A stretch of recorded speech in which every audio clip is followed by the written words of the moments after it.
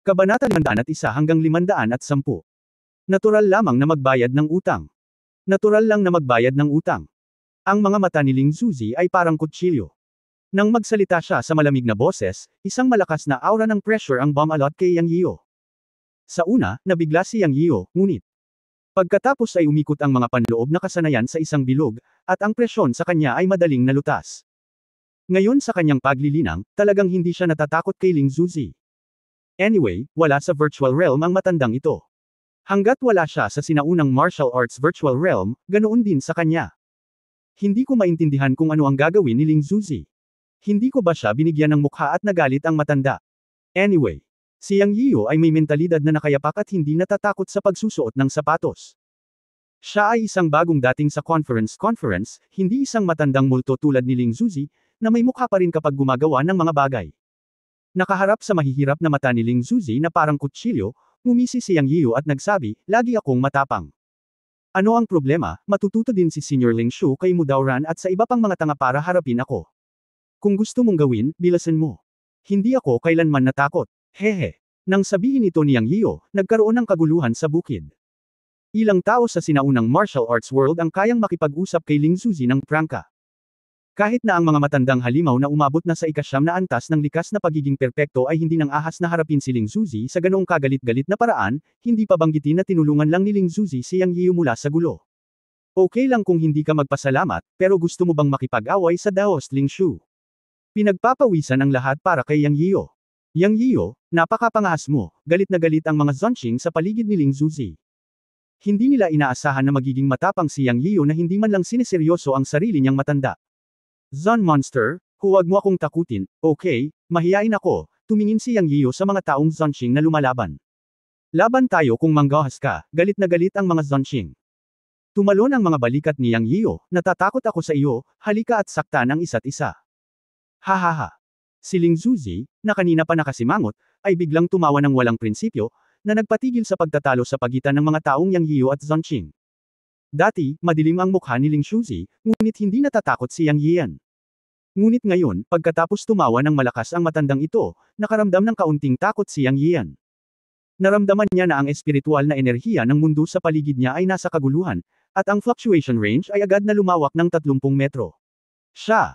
Malinaw na nadama na ang isang espiritual na larangan ng enerhiya ay nabuo sa loob ng 30 metro, at ang sentrong punto ay ang Lingshu. Nadama ni Yang Yian na ang espiritual na enerhiya sa loob ng buong 30 metrong hanay ay parang libu-libong tropa, na lahat ay naging mga sundalo ng Lingshu. Hanggat siya ay nagbigay ng utos, ito ay magiging isang labanan sa kamatayan. Siya! Alam niya sa kanyang puso na ito ay talagang isang tanda ng pagiging dalubhasa sa komunikasyon ng espiritual na enerhiya ng langit at lupa sa sukdulan, o sa madaling salita, sa pagkaunawa ng mga magsasaka, ito ay isang malalim na pag-unawa sa dakilang paraan ng langit at lupa. Sa sandaling ito, sa wakas ay nakaramdam ng takot si Yang Yian at naunawaan kung bakit si Mudauran at ang Yinyu sect ng Divine Sect, ang 5 master ng 5 pangunahing sekta, ay isa ring mahusay na kasakdalan ng ikasyam na antas ng likas, ngunit hindi sila nang ahas na umutot sa harap ni Lingshu, at labis na nahihiya. Ngayon, tila napakalakas ng Daoist Lingshu na ito. Hindi nakakagulat na si Mudauran at ang iba pa ay hindi naglakas loob na kumilos ng padalos-dalos. Ang Daoist Lingshu ay umabot na sa napakataas na antas sa pangunawa sa langit at lupa, o maaari na siyang makipaglaban sa kapangyarihan ng langit at lupa, na lubhang nakakatakot. Kaya't ang mukha ni Yang Yio ay naging solemn na, at ang kanyang buong katawan ay sobrang tensyonado. Sa oras na ito, nakangiting nagtanong ang Daoist Lingshu, natatakot ka na ba ngayon? Napakasimpleng sinabi ni Yang Yio, oo, talagang natatakot ako ngayon. Hahaha, tawa ng tawa si Lingshu, at pagkatapos ay tuluyang nawala ang momentum na bumabalot kay Yang Yio. Pagkatapos ay sinabi ni Lingshu, ikaw bata ay talagang pareho sa sinabi ng aking nakatatandang kapatid na si Lei Ting, mayroon kang ilang mga kasanayan, ngunit ngayon ay hindi ako mag-abala sa iyo, ngunit gusto kong sabihin sa iyo, huwag kang gumawa ng gulo, kung hindi, hindi kita mapoprotektahan. Nang sabihin ito, napakababa ng boses ni Lingshu, at silang dalawa lang ang nakakarinig nito. Dahil sa mga salita ni Lingshu, nalilitong tumingin sa kanya si Yang Yio. Pagkatapos ay sinabi ni Lingshu, kung talagang papatayin mo si Mudauran ngayon, masasabi kong may pananagutan sa iyo na mayroong isang matandang multo sa Qingcheng na lalabas para makipag-ayos sa iyo. Ang matandang aswang na iyon ay ka-level ng kapatid kong si Kunlun Leiting, kaya mas mabuting huwag kang magpakamatay. Ang sinaunang martial arts world ay hindi kasing simple ng iniisip mo. Gawin. Huwag mong isipin na mas malakas ka kaysa sa mga sinaunang martial artist dahil lamang sa ikaw ay isang cultivator. Kung ikaw ay isang sinaunang martial artist o isang cultivator, lahat kayo ay naghahanap ng tao. Walang pagkakaiba sa ilalim ng tao. Sa huli, lahat kayo ay may iba't ibang landas at iisang destinasyon.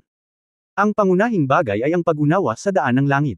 Ang ilang mga sinaunang martial artist sa likas na antas ay hindi kailangang kasing husay ko sa pag-unawa sa langit at lupa. Ang lakas ng pagkakaroon ng virtual na kaharian ay ang pangunawa sa langit at lupa, at maaaring gamitin ang kapangyarihan ng langit at lupa upang labanan. Kaya, anak, tumigil ka kapag nauuna ka na. Huwag gumawa ng masyadong maraming kaaway sa kasalukuyan. Ayos na ngayon. Ang tunay na panganib ay matapos makapasok sa lihim na lugar. Walang makakapagprotekta sa iyo sa lihim na lugar. Baka atakihin ka ng karamihan. Naiintindihan mo ba? Nakinig si Yang Yian sa mga salita ni Ling Zuzi, at ang kanyang likod ay basang-basa ng malamig na pawis. Ayon sa kahulugan ni Ling Zuzi, tila mayroon ding mga sinaunang mandirigma sa virtual na kaharian tulad ng matandang si Jiaxian sa likod ng mga sinaunang sekta tulad ng Qingcheng. Ang pangunahing punto ay ang kapangyarihan ng virtual na kaharian ay magagamit na ang kapangyarihan ng langit at lupa. Bukod dito, ang kahulugan ni Ling Shulao daw ay tila may ilang mga sinaunang mandirigma tulad niya na maaaring gumamit ng kapangyarihan ng langit at lupa sa likas na antas. Nakakatakot ang mga ito. Si Yang Yian mismo ay walang gaanong pangunawa sa langit at lupa sa ngayon, lalo pa ang paggamit ng kapangyarihan ng langit at lupa para makipaglaban. Basta. Ngayon, pinakilos ni Ling Shulao daw ang kapangyarihan ng espiritual na enerhiya ng langit at lupa sa loob ng 30 metro, na kung saan ay gamitin ang kapangyarihan pagkatapos ng pangunawa sa langit at lupa. Sa totoo lang, walang tiwala si Yang Yian sa harap ng gayong kapangyarihan. Ang dahilan ay napakasimple. Kahit na ang chi na maiimbak niya sa kanyang katawan ay mas malakas kaysa sa iba, ilang beses na higit sa iba, ito ay nakaimbak pa rin sa kanyang katawan. Gayunpaman, si Ling Shu ay isang matandang Daos na pari na kayang pakilusan ang espiritual na enerhiya ng langit at lupa para lumaban. Kahit na ang isang tao ay makapangyarihan at maaaring mag-imbak ng higit pang espiritual na enerhiya sa kanyang katawan, ito ba ay higit pa sa espiritual na enerhiya sa langit at lupa? Bukod dito, hindi na ito isang simpleng tanong kung gaano karaming espiritual na enerhiya ang mayroon ng isang tao, ngunit sa halip ay ang kakayahang gamitin ang espiritual na enerhiya ng langit at lupa upang salakayin ang kaaway sa kalooban, na may walang katapusang mga pagkakaiba-iba. Bueno, matandang pari ng tao, alam kong tinutulungan mo ako para sa kapakanan ng matandang si Jiaxian, tatandaan ko ang pabor na ito, bumalik sa punto si Yang. Talagang sinadya niyang tingnan kung gusto siyang tulungan ni Ling Shulao daw noon. Ngayong narinig niyang sinabi niya si Lei Ting, alam niyang iyon ang matandang si Jiaxian, at tinutulungan siya nito para sa kapakanan ng matandang si Jiaxian. Haha, buti naman malaman. Tandaan, anak, mag-ingat ka sa pagpunta mo sa lihim na lugar. Sana ay makiisa kayo sa mga taga-Zonqing ng Kunlun. Sabi ni Ling Shulao daw. Ano ba talaga ang gusto ng matandang si Jiaxian na gawin ko? Bakit ang ibig mong sabihin ay ikaw, ang mga taga-Zonqing ng Kunlun, ay sasama sa akin? Naguguluhang tanong ni Yang Yiyo. Hindi ko masabi sa iyo kung ano ang gagawin, at hindi ko alam. Pagdating ng panahon, natural na hahanapin ka ng aking senior brother Lei Ting. At ang ginawa ni senior brother Lei sa pagkakataong ito ay natural na hindi mo kayang gawin ng mag-isa. Bukod kay Zonqing Ren, may 4 pang kabataang lalaki na nagtatrabaho sa iyo. Malalaman mo kapag pumasok ka sa lihim na lugar. Isang beses ko lang sasabihin ngayon. Huwag pukawin ang mga kaaway. Maging mabuti sa iyo, anak. Nasa iyo na kung makikinig ka o hindi.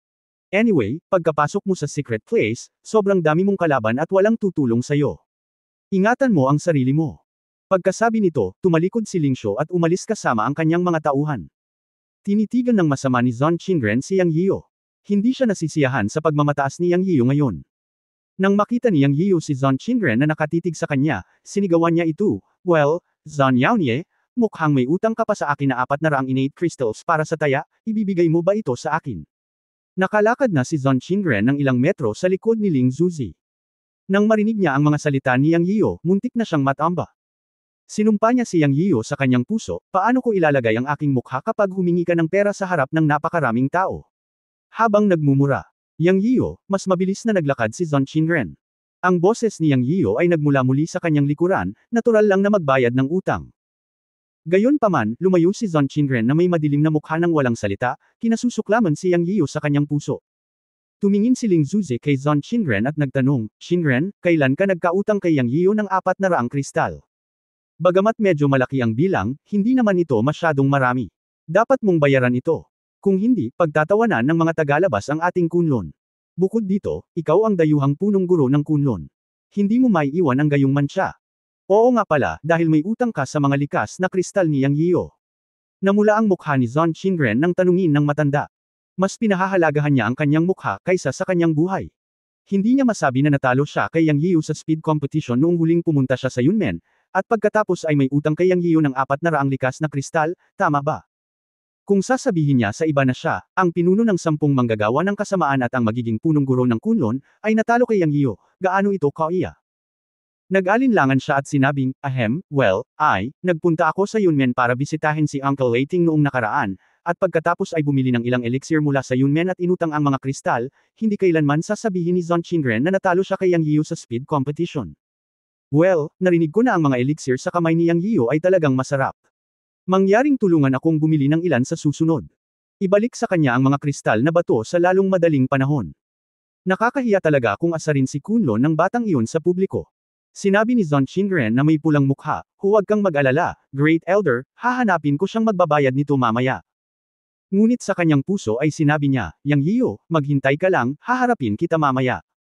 Kabanata 502 Mei Xiying, nakababatang kapatid na babae ni Mei. Pagkatapos ng isang labanang nakaligtas sa mukha, si Yang Yiyo ay nagtagumpay sa loob at labas. Pinatay niya si Mu Feiqiu, ang salarin ng aapi kay Feng Tian niya, nasugatan ng husto si Mu Daoran, na master ng ika-9 na antas ng katutubo, at sinumpa si Shen Zhang, Yin Yuman, at isang matandang lama ng sekta ng Tantric.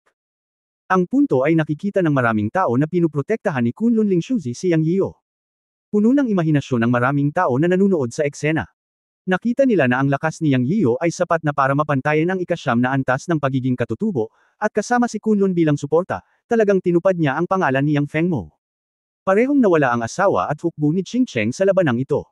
Hindi lamang nito nabigo na sugpuin si Yang Yiyo, ngunit nawala rin ang venue na pagmamay-ari ng Qing Cheng at nawala ng mukha sa bahay. Matagumpay na napalitan ng Yunmen ang teritoryo ni Qing Cheng sa Lambak, muling itinayo ang Tolda, at bumalik sa Tolda upang magpahinga sa isang magiting na diwa. Maging si Wudang ay pinalad na nakapwesto sa Yunmen. Sa pagkakataong ito, muling tumaas ang reputasyon ni Yang Yiyan bilang Yang Fengmo. Bago binuksan ang Xian Tiandao Conference, naging mainit siyang paksa. Lahat ng mga sinaunang mandirigma na pumunta rito, kilala man nila siya o hindi, ay may malinaw na pagkaunawa kay Yang Yiyan. Siya ay malakas, at napaka-protective. Hindi naging madali para sa kanya ang maging kalaban, iyon ang iniisip ng marami. Mayroon ding mga humahanga kay Yang Yiyan, at may mga chismis na siya ang pinakamahusay na binata sa panahong iyon. Sinabi pa ng ilang tao na ang lakas ni Yang Yiyan ay nalampasan ng nangungunang 10 manggagawa ng kasamaan noong panahong iyon. Ang mga katulad na alingawngaw ay kumalat sa Lambak, at si Yang Yiyan ay kinainggitan o naiinggit din ng ilang mga henyo. Kabilang sa nangungunang 10 makasalanan ng Xian Tian, mayroong ilang tao na gustong hamanin si Yang Yiyan. Siyempre, mayroon ding ilang hindi kilalang tao na gustong ipakita ang kanilang mga mukha at nagbanta na hamanin si Yang Yiyan. Hindi alam ni Yang Yiyan ang tungkol sa mga ito, ngunit sa oras na ito, si Yang Yiyan ay tumatanggap ng panauhin. Linya ng paghahati. Pagkatapos ng takip silim, itinayo ang mga tolda sa residente ng Yunmen, at magkasamang umupo sina Yang Yiyan at Chen Ju Chen Fengzi upang talakayin ang mga pangunahing sekta. Sa oras na ito, pumasok si Feng Tian niya at nagsabi, Guro, may mga MA na disipolo na bumibisita sa labas ng sekta. Mga alagad ng MA. Natigilan si Yang Yiyo. Hindi pa siya nakipag-usap sa mga alagad ni MA. Sa katunayan, sa 8 pangunahing sekta, pamilyar lamang siya sa Wudang, Kunlun at Qing Cheng, sino ang taong ito mula sa MA. Babae yung kabilang party. Wala siyang masyadong sinabi, bonibisita lang niya ang sect master. Sabi ni Feng Tian niya. Okay, papasukin mo siya. Pagkatapos magsalita ni Yang Yiyo, tumayo si Chen Ju at ang iba pa at nagpaalam. Pagkatapos ng lahat, si Yang Yiyo ay kailangang makipagkita sa mga bisita, hindi nararapat na manatili sila. Pagkaalis ni Chen Ju at ng iba pa, pumasok si Feng Tian niya kasama ang isang babaeng nakasuot ng sombrerong kawayan at puting damit na may gintong mga gilid. Binabati ni Mei Xiying si Master Yang, ikinumpas ni Mei Xiying ang kanyang mga kamao at sumaludo. Binal ika ni Yang Yiyo ang pagsaludo at sinabing, si daw yung Mei pala ito, mangyaring maupo. Matapos makaupo ang magkabilang panig, nagsilbi si Feng Chenyafeng ng tsaa sa dalawa at nagpaalam. Sa oras na ito, tumingin si Yang Yiyo kay Mei Xiying at sinabing, Miss Mei, ano ang maitutulong ko sa iyo? Si Mei Xiying ay nakasuot ng sombrerong kawayan, kaya hindi makita ni Yang Yiyo ang kanyang hitsura. Sigurado siyang hindi niya ito kilala, ngunit tiyak na dumating siya para sa isang bagay, tiyak iyon, kaya direktang nagtanong si Yang Yiyo. Yang Yiyo, isa lang ang gusto kong kumpirmahin, sana masagot mo ako ng totoo. Hindi nakipagtalo si Mei Xing kay Yang Yiu. Please go ahead. Medyo nagulat si Yang Yiu nang marinig siyang tinawag siya ni Mei Xing sa kanyang pangalan, mula kay Master Yang hanggang Yang Yiu, dahil masasabi niyang parang hindi maganda ang tono ni Mei Xing sa kanya. Bumulong siya sa kanyang puso at naisip na talagang hindi pa niya nakita si Mei Xing, lalo pa ang pakikitungo sa mga tao ng Emmy, kaya hindi niya dapat sinaktan ito. Si Yang Yiu ay natapos na magsalita ng may pagdududa, at tumingin kay Mei Xing at naghintay ng kanyang sagot. Mataimtim na sinabi ni Mei Xing, mayroon akong kapatid na babae na isang entertainment star. Ang tawag ng lahat sa kanya ay Sister Mei. Ano? Tumayo si Yang Yian at pinutol si Mei Xing. Ngayon ay naunawaan na niya na sina Mei Xing at Sister Mei ay parehong may apelyidong Mei. Hindi nakakagulat na mahanap siya ni Mei Xing. Ngayon lang, hindi niya maisip na kapatid pala ito ni Sister Mei, na hindi pa nakipag-ugnayan kay Mei Xing at Emmy. Medyo nasa sabik si Yang Yian. Noon pa man ay nagkasala siya sa pagkamatay ni Sister Mei. Nang marinig niya ang pseudo-mother na nagsabi na si Sister Mei ay may kapatid na babae sa basyo, naisip niyang hanapin siya sa hinaharap upang mapunan ang kanyang pagkabalisa sa kanyang konsensya. Kung tutusin, namatay si Sister Mei dahil sa kanya at idinawit niya. Ngayon ay hindi niya inaasahan na ang kapatid ni Sister Mei ay lalapit sa kanya sa sarili nitong pagkukusa, kaya medyo nawalan ng kontrol si Yang Yian nang marinig niya ang salitang Sister Mei. Noong panahong iyon, si Wu Makyu, na nasa di nakikitang kalagayan, ay nagsabi sa kanyang mga tainga, Sir, narinig ko noon sa labas na si Mei Xing ang ika-4 na Emmy na disipulo sa 10 manggagawa ng kasamaan. Akala ko, binigyan ako ni Mei Xing ng kakaibang pakiramdam nang pumasok siya. Bata pa siya ngunit nagkaroon ng cultivation ng intermediate level ng ika-9 na antas ng likas. Mukhang hindi simple si Mei Xing na may ranggo sa ika-4 sa 10 manggagawa ng kasamaan. Kinakausap ni Yang Yiu si Wu Makyu sa kanyang puso. Sa oras na ito, biglang bumuhos ng malamig na pawis si Mei Xing sa buong katawan, at huminga ng malamig, may kaugnayan ba sa iyo ang pagkawala ng kapatid ko? Pinatay mo ba ang kapatid ko? Sa puso ni Mei Xing, si Yang Yiu ay itinuring na sospek sa pagkawala ng kanyang kapatid. Matapos mawala ang kanyang kapatid na babae, pumunta siya sa Financial City upang mag-imbestiga at nalaman na si Yang Yiu ay isang bisita sa kanyang bahay noong gabi bago mawala ang kanyang kapatid, at pagkatapos ay nawala kinabukasan, kaya naghinala si Mei Xing na ang pagkawala ng kanyang kapatid ay dapat na may kaugnayan kay Yang Yiu. Naghinala pa siya na maaaring patay na ang kanyang kapatid na babae, at si Yang Yiu ang pumatay sa kanyang kapatid, kaya't si Mei Xing ay nagpahayag ng hindi na pagkukunhang pagpatay sa sandaling ito. Si Wu Makyu, na nagtatago sa dilim, ay nabalisa at sinabi kay Yang Yiu, Yang Yiu, gusto mo bang kumilos ako? Sumagot si Yang Yiu kay Wu Makyu sa kanyang puso, Here, huwag kang kabahan. Ayos lang. Pwede ka munang lumabas. Sir. Okay lang, lumabas ka na. Matapos mawala si Wu Makyu sa tent, tumingin si Yang Yiu kay Mei Xing at ngumiti ng mapait, ang pagkawala ni Sister Mei ay talagang may kaugnayan sa akin. Bilang karagdagan, lubos akong ikinalulungkot na si Sister Mei. Siya ay wala na, ngunit hindi ko pinatay si Sister Mei, ngunit si Sister Mei ay namatay dahil sa akin. I'm very sorry. Yumuko si Yang Yiu kay Mei Xing at humingi ng tawad. Nang marinig ni Mei Xing na sinabi ni Yang Yiu na patay na ang kanyang kapatid, biglang nablangko ang kanyang isip. Hindi niya narinig ang sumunod na sinabi ni Yang Yiu. Nanginginig ang buong katawan niya, at patuloy na umaagos ang luha sa ilalim ng belo ng kanyang sombrero. Pagkatapos ay malamig na sinabi ni Mei Xing, sasabihin sa iyo ni Yang Yian kung bakit niya pinatay ang aking kapatid. Paano kanya, isang ordinaryong tao, nasaktan ka? Natigilan si Yang Yian, at pagkatapos ay alam niyang hindi siya naririnig ni Mei Xing. Huminga siya ng malalim at sinabi, wala akong sama ng loob kay Sister Mei, paano ko siya papatayin? Sa kabaligtaran, magkaibigan kami ni Sister Mei. Nagsisimula ang kwento sa kung paano kami nagkakilala ni Sister Mei, mula sa pamilyang Hong sa Financial City. Pagkatapos ay ikinwento ni Yang Yian ang buong kwento kung paano niya nakilala si Sister Mei, kung paano nahuli ng pamilya Hong ang mga kapatid na babae upang gantihan siya, at pagkatapos ay ang pagsabog ng 1 toneladang pampasabog sa no. 3 na minahan, namatay si Sister Mei. Nanginginig si Mei Xing habang nakikinig sa kwento ni Yang Yian tungkol sa kanyang kapatid. Ayon kay Yang Yian, ang kanyang kapatid na babae ay pinatay ng pamilya Hong, ngunit ang pamilyang Hong ang nagdawat sa kanyang kapatid upang harapin siya, si Yang Yian. Ngunit sa kwento ni Yang Yian, naalis na niya ang pamilyang Hong, na natural niyang narinig. Sa simula, pinatay ni Yang Yian ang pamilya Hong sa Financial City, at pinatay ang halos 100 tao mula sa 3 sekta, na ikinagulat ng sinaunang martial arts world. Sa hindi inaasahang pagkakataon, ito ay resulta ng paghihiganti ni Yang Yiu para sa kanyang kapatid. Gayunpaman, namatay ang kanyang kapatid na babae dahil kay Yang Yiu. Makatuwirang hindi masisisi ang bagay na ito, ngunit talagang hindi matanggap ni Mei Xing ang katotohanan sa kanyang puso. Talagang napakahirap ng buhay nilang magkapatid. Pagkamatay ng kanilang ama, muling nag-asawa ang kanilang ina at nag-abroad, at ang kanilang kapatid na babae ay namuhay ng mag-isa sa bahay ng kanilang pangalawang tiyuhin. Para sa kanya, ipinanganak siyang may congenital disease, at naging alagad ni Emmy at nagsagawa ng martial arts upang gamutin ang mga sakit. Hindi man madalas magkita ang magkapatid, maganda ang kanilang relasyon. Hindi siya makababa ng bundok dahil sa mga alituntunin ng sekta, ngunit madalas siyang pinupuntahan ng kanyang kapatid na babae. Siguro dahil mas kaunti ang kanilang pagkikita, ang relasyon ng magkapatid ay palaging maganda. Bilang karagdagan sa pagmamahal sa kapatid, dinala ng kanyang kapatid na babae ang kanyang makainang pagmamahal. Ngayong patay na ang kapatid niya, paano niya ito matatanggap? Yang Yiyo, ibalik mo sa akin ang kapatid ko, ang mga mata ni Mei Xing sa ilalim ng sombrerong kawayan ay lumuhan ng dugo, at ang kanyang mga mata ay namumula, at bigla niyang sinampal si Yang Yiyo. Bang! Puff! Hindi iniwasan ni Yang Yiyan ang palad ni Mei Xing, at malakas siyang hinampas ni Mei Xing sa dibdib. Agad siyang samuka ng dugo. Sa isang iglap, ang katawan ni Yang Yiyan ay tumama sa simpleng mesa at upuan, na nabasag ang mga ito sa isang kalabog. Sa oras na ito, hinampas din ni Mei Xing ng palad si Yang Yiyan, at natigilan din.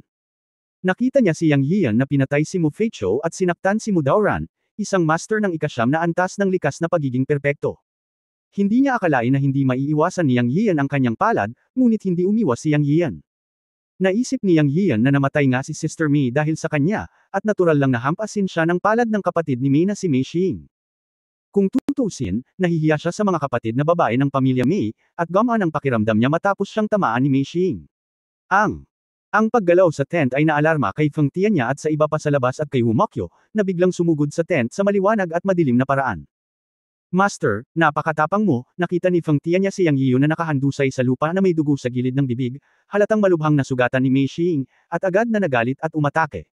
Dumiretso si Wu Mokyo sa likod ni Mei Xing at sinampal ang kanyang ulo. Stop, cough cough, stop, si Yang Yiyo ay umubo ng dugo at hiniling kina Feng Tianya at Wu Mokyo na huminto. Huminto sina Feng Tianya at Wu Mokyo at tumingin kay Yang Yiyo na may pagtataka sa mukha. Hindi talaga nila naiintindihan kung ano ang mali sa master. Tila hindi man lang siya nanlaban. Naalala ni Feng Tianya na noong siya ay nasa Yunmen, narinig niya ang pinakamatandang disipulo ni Yang Yiyo na si Du Guhui na nagsabi na ang master ay magaling sa lahat ng bagay, ngunit siya ay masyadong sentimental sa pag-ibig. Bumaba na kayong lahat, ayos lang ako, may mga hindi pagkakaunawaan sa amin ni Miss Mei.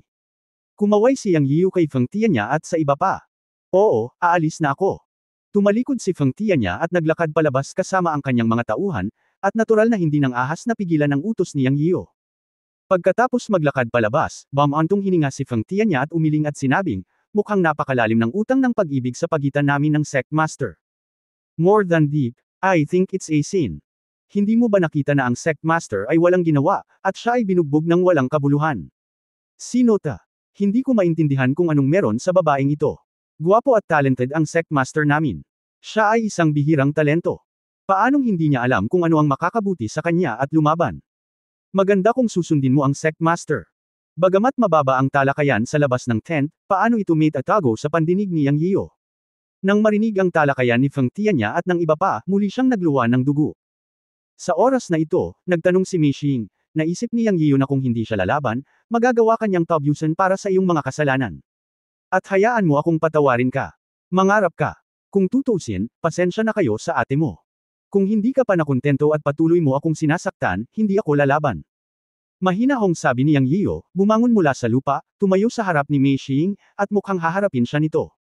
Labis na nasasabik si Mei Xing at muling itinaas ang kanyang kamay, ngunit ipinikit ni Yang Yiyo ang kanyang mga mata sa oras na ito, na nagpatigil kay Mei Xing.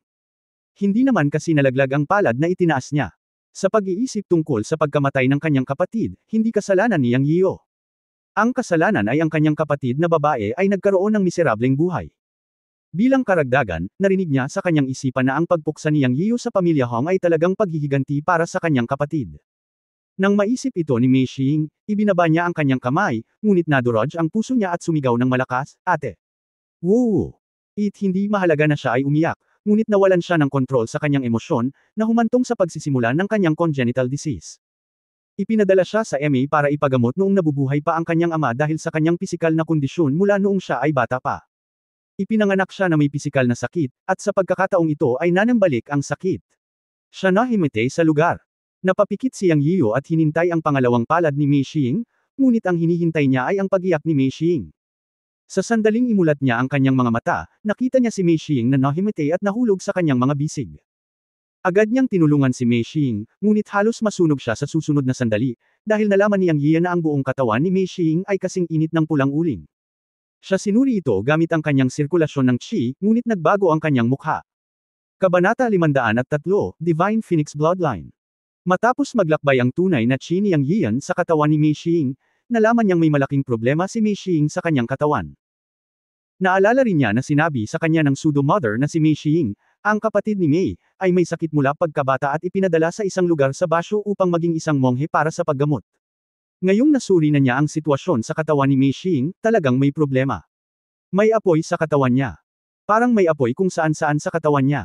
Upang maging tumpak, mayroong isang malakas na enerhiya sa kanyang mga meridian na maihahambing sa tunay na apoy. Hindi, ito ay isang uri ng enerhiya ng apoy na mas mabangis kaysa sa tunay na apoy. Hindi malaman ni Yang Yiyan kung ano yon. Noong una, gusto niyang gamitin ang kanyang tunay na qi upang tulungan si Mei Xing na sugpuin ang sitwasyong ito, ngunit sa pag-alam na ito ay may kabaligtaran na epekto, na nagpapalakas ng enerhiya sa kanyang katawan. Matapos huminto sa pagmamadali, tinulungan niya si Mei Xing, na nahimite na, sa isang upuan. Pagkatapos ay maaari lamang humingi ng tulong si Yang Yiyan sa kanyang amo na si Yun Changxi. Ano ang sitwasyon sa katawan ni Mei Xing? Dahil alam niya na si Mei Xing ay kapatid ni Mei, kailangan niyang tulungan si Mei Xing anuman ang mangyari, bilang isang uri ng kabayaran. Sa kanyang puso, sumigaw siya, matanda, lumabas ka at tingnan mo. Anong nangyayari kay Mei Xing? Anak, hindi ka makakapagpapahinga ng maayos sa amo mo. Palagi kang nanggugulo. Sa puntong ito, huminto si Yun Changxi at sinabing, Hoy, ano itong babaeng ito? Ano ito? Medyo nababalisa si Yang Yiyo. Bakit ka ba kinakabahan? Kailangang tingnan ng iyong master para kumpirmahin ito. Hindi nasisiyahang sabi ni Yun Changxi. Okay, tingnan mabuti. Hindi kita iistorbo, hindi naglakas loob na magsalita si Yang Yiyo. Pagkaraan ng ilang sandali, bumalik ang boses ni Yun Changxi at nagsabi, kung hindi nagkakamali ang iyong Panginoon, ang batang babaeng ito ay may dugo ng Divine Phoenix. Nasa dugo niya ang kapangyarihan ng apoy ng Divine Phoenix, at maaga siyang nagising. Sa mga salita ng sinaunang martial arts world sa iyong mundo, siya ay isang dual system practitioner. Siya ay isang sinaunang martial artist at isang natural na gising. Siya ay ipinanganak na may Divine Phoenix Fire. Sa kasamaang palad, ang dugo ng Divine Phoenix sa kanyang katawan ay nagising ng masyadong maaga, at ang kinahinatnan ay hindi niya kayang tiisin ang napakalakas na banal na apoy. Kung ang dugo ng Divine Phoenix sa kanyang katawan ay nagising pagkatapos ng pagtanda, at nagsanay siya ng martial arts bago ang pagtanda upang palawakin at palakasin ang mga meridian sa kanyang katawan, kapag nagising ang dugo ng Divine Phoenix, magagamit niya ang Divine Phoenix Fire sa kanyang kalooban. Gayunpaman, ang kanyang dugong Divine Phoenix ay nagising sa pagkabata. Sa ganitong paraan, bagamat nag-practice siya ng martial arts sa mga huling panahon at nagawa niyang sugpuin ang kapangyarihan sa kanyang katawan sa isang tiyak na lawak, ito ay pansamantalang solusyon lamang. Siya maaaring mabuhay hanggang ngayon, salamat sa kanyang malakas na paghahangad. Ngunit, ang masama ay ang kung fu na kanyang ginagawa ay may katangiang yelo. Sa tingin ko ang mga matatanda ng batang babae ay gustong gumamit ng mga diskarteng nauugnay sa yelo upang balansehin ang kapangyarihan ng apoy ng Divine Phoenix sa kanyang katawan, na medyo kapaki-pakinabang noong bata pa siya. Gayunpaman, habang siya ay lumaki at ang kanyang mga kasanayan sa martial arts ay bumuti, ito ay naging isang sitwasyon kung saan ang tubig at apoy ay hindi maaaring magkasabay. Bilang isang master, sa palagay ko ang mga tao sa kanyang sekta ay maaaring hindi alam ang tungkol sa Divine Phoenix Bloodline sa katawan ng batang babae, kung hindi, ang pinakamahusay na pagpipilian ay ang hayaan siyang magsanay ng mga diskarte na nauugnay sa apoy. Pero, ngayon ay sa halip ay sinaktan siya nito. Hanggat ang kanyang mga emosyon ay nagbabago ng hindi normal, ang apoy na kapangyarihan ng Divine Phoenix sa kanyang katawan ay lalampas sa tunay na diwan ng mga diskarteng nauugnay sa yelo. Sa ilalim ng pagsasanib ng tubig at apoy, maaari itong nakamamatay, lalo na ang kapangyarihan ng Divine Phoenix. Mga poloka talaga sila sa balon at minamaliit ito. Pagkatapos makinig sa Master, ito ang unang pagkakataon na narinig ni Yang Yiyo ang tungkol sa Divine Phoenix Bloodline at sa Divine Phoenix Fire. Napakaganda nito, kaya nagtanong siya, matanda, ano ang bloodline ng Divine Phoenix? Parang napaka-impressed. Walang sino man ang makakapagpaliwanag ng eksakto kung paano ang sangkatauhan ay maaaring magkaroon ng dugo ng banal na Phoenix, ngunit ito ay totoo. Ang dugo ay naipasa sa mahabang panahon. Mayroong dalawang uri ng mga alingawngaw sa mundo ng paglilinang. Ang una ay ang lahi ng tao ay may dugo ng mga banal na hayop at ibon. Ang kanilang mga ninuno ay ang kombinasyon ng mga banal na hayop at mga ibon, kaya ito ay ang mina ng dugo. Ang pangalawang uri ng alamat ay nabuo pagkatapos ng kapanganakan, tulad ng paglunok ng dugo o enerhiya ng isang tiyak na banal na hayop o ibon ng nagkataon, ngunit ang pangalawang uri ay mas karaniwan sa mundo ng paglilinang. At ang batang babae na ito ay isang bihirang mina ng dugo ng unang uri, na nangangahulugang sa malayong panahon, ang kanyang ninuno ay isang banal na phoenix, at ang dugo ng banal na phoenix ay nagising sa kanya pagkatapos na nakakaalam kung gaano karaming mga henerasyon.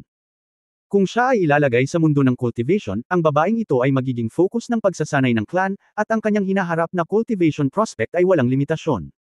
Ngunit sa iyong mundo, kung saan may agwat sa pagitan ng espiritual na enerhiya at pamana ng paglilinang, ito ay isang nakamamatay na pinagmumulan ng problema. Sa mundo ng paglilinang, mayroon talagang pamilyang Shenfeng, at ito ay napaka-misteryoso at makapangyarihan. Mayroon ding mga blood dragon, itim na pagong, unicorn at iba pang transcendent na pamilya ng dugo. Sa mundo ng paglilinang, ang mga pamilyang ito ay lahat sa tuktok ng pyramid sa mundo ng paglilinang. Ibinibigay nila ang malaking kahalagahan sa mana ng dugo at hindi kailanman makikipag-asawa sa mga tagalabas. Ngunit ngayon ang batang babae na ito ay mula sa tribo ng Tu sa iyong mundo, na lubhang nalilito sa Master. Maaaring may isang taong mula sa pamilyang Shenfeng ang dumating sa Earth ilang taon na ang nakalipas. Ito ay talagang nakakalito.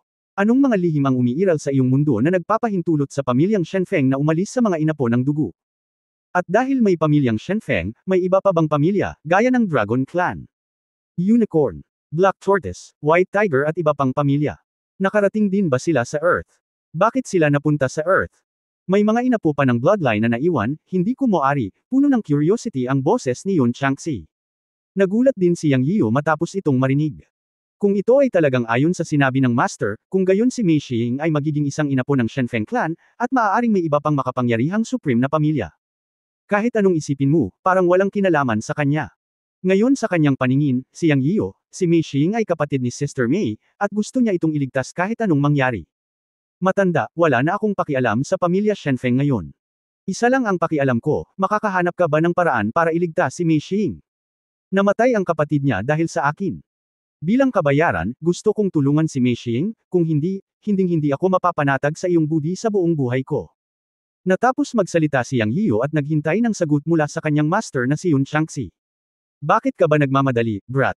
Hindi ko sinabing hindi ko siya iligtas. Bilang isang marangal na 12 kapigatian na nakakalat na walang kamatayan, walang paraan na magagawa ko ito. Pinasikat ko ngayon ang kasaysayan ng mga pinakamataas na pamilya sa mundo ng paglilinang para sa iyo, upang hindi ka mapahiya kapag pumunta ka sa mundo ng paglilinang sa hinaharap. Ngunit muli, ang batang babaeng ito na nagngangalang Mei Xing ay maswerteng nakilala ka. Kapag nasa tabi niya ang kanyang amo, hindi siya mamamatay. Kung hindi, kapag ang dugo ng Divine Phoenix sa kanyang katawan ay ganap na nagising at nabuhay muli, tiyak na mamamatay siya. Sa totoo lang, kung ililigtas mo ang maliit na batang babae na ito, ang pamilya Shenfeng sa mundo ng paglilinang ay may utang na loob sa iyo sa hinaharap. Ang deal na ito ay napaka-cost-effective. Ang boses ni Yun Changxi ay tumunog sa isipan ni Yang Yiu, parang isang negosyante. Wala itong kinalaman sa mga taga-lupa at sa mundo ng paglilinang. Kahit na si Mei Xing ay hindi mula sa pamilyang Shenfeng sa mundo ng paglilinang, siya ay isang katutubong taga-lupa, okay. Inilibot ni Yang Yiu ang kanyang mga mata. Bingi ka, hindi mo ba narinig ang sinabi ng amo kanina lang, iisa lang ang pamilyang Shenfeng sa universo, hindi maaaring magkaroon ng pangalawang pamilya.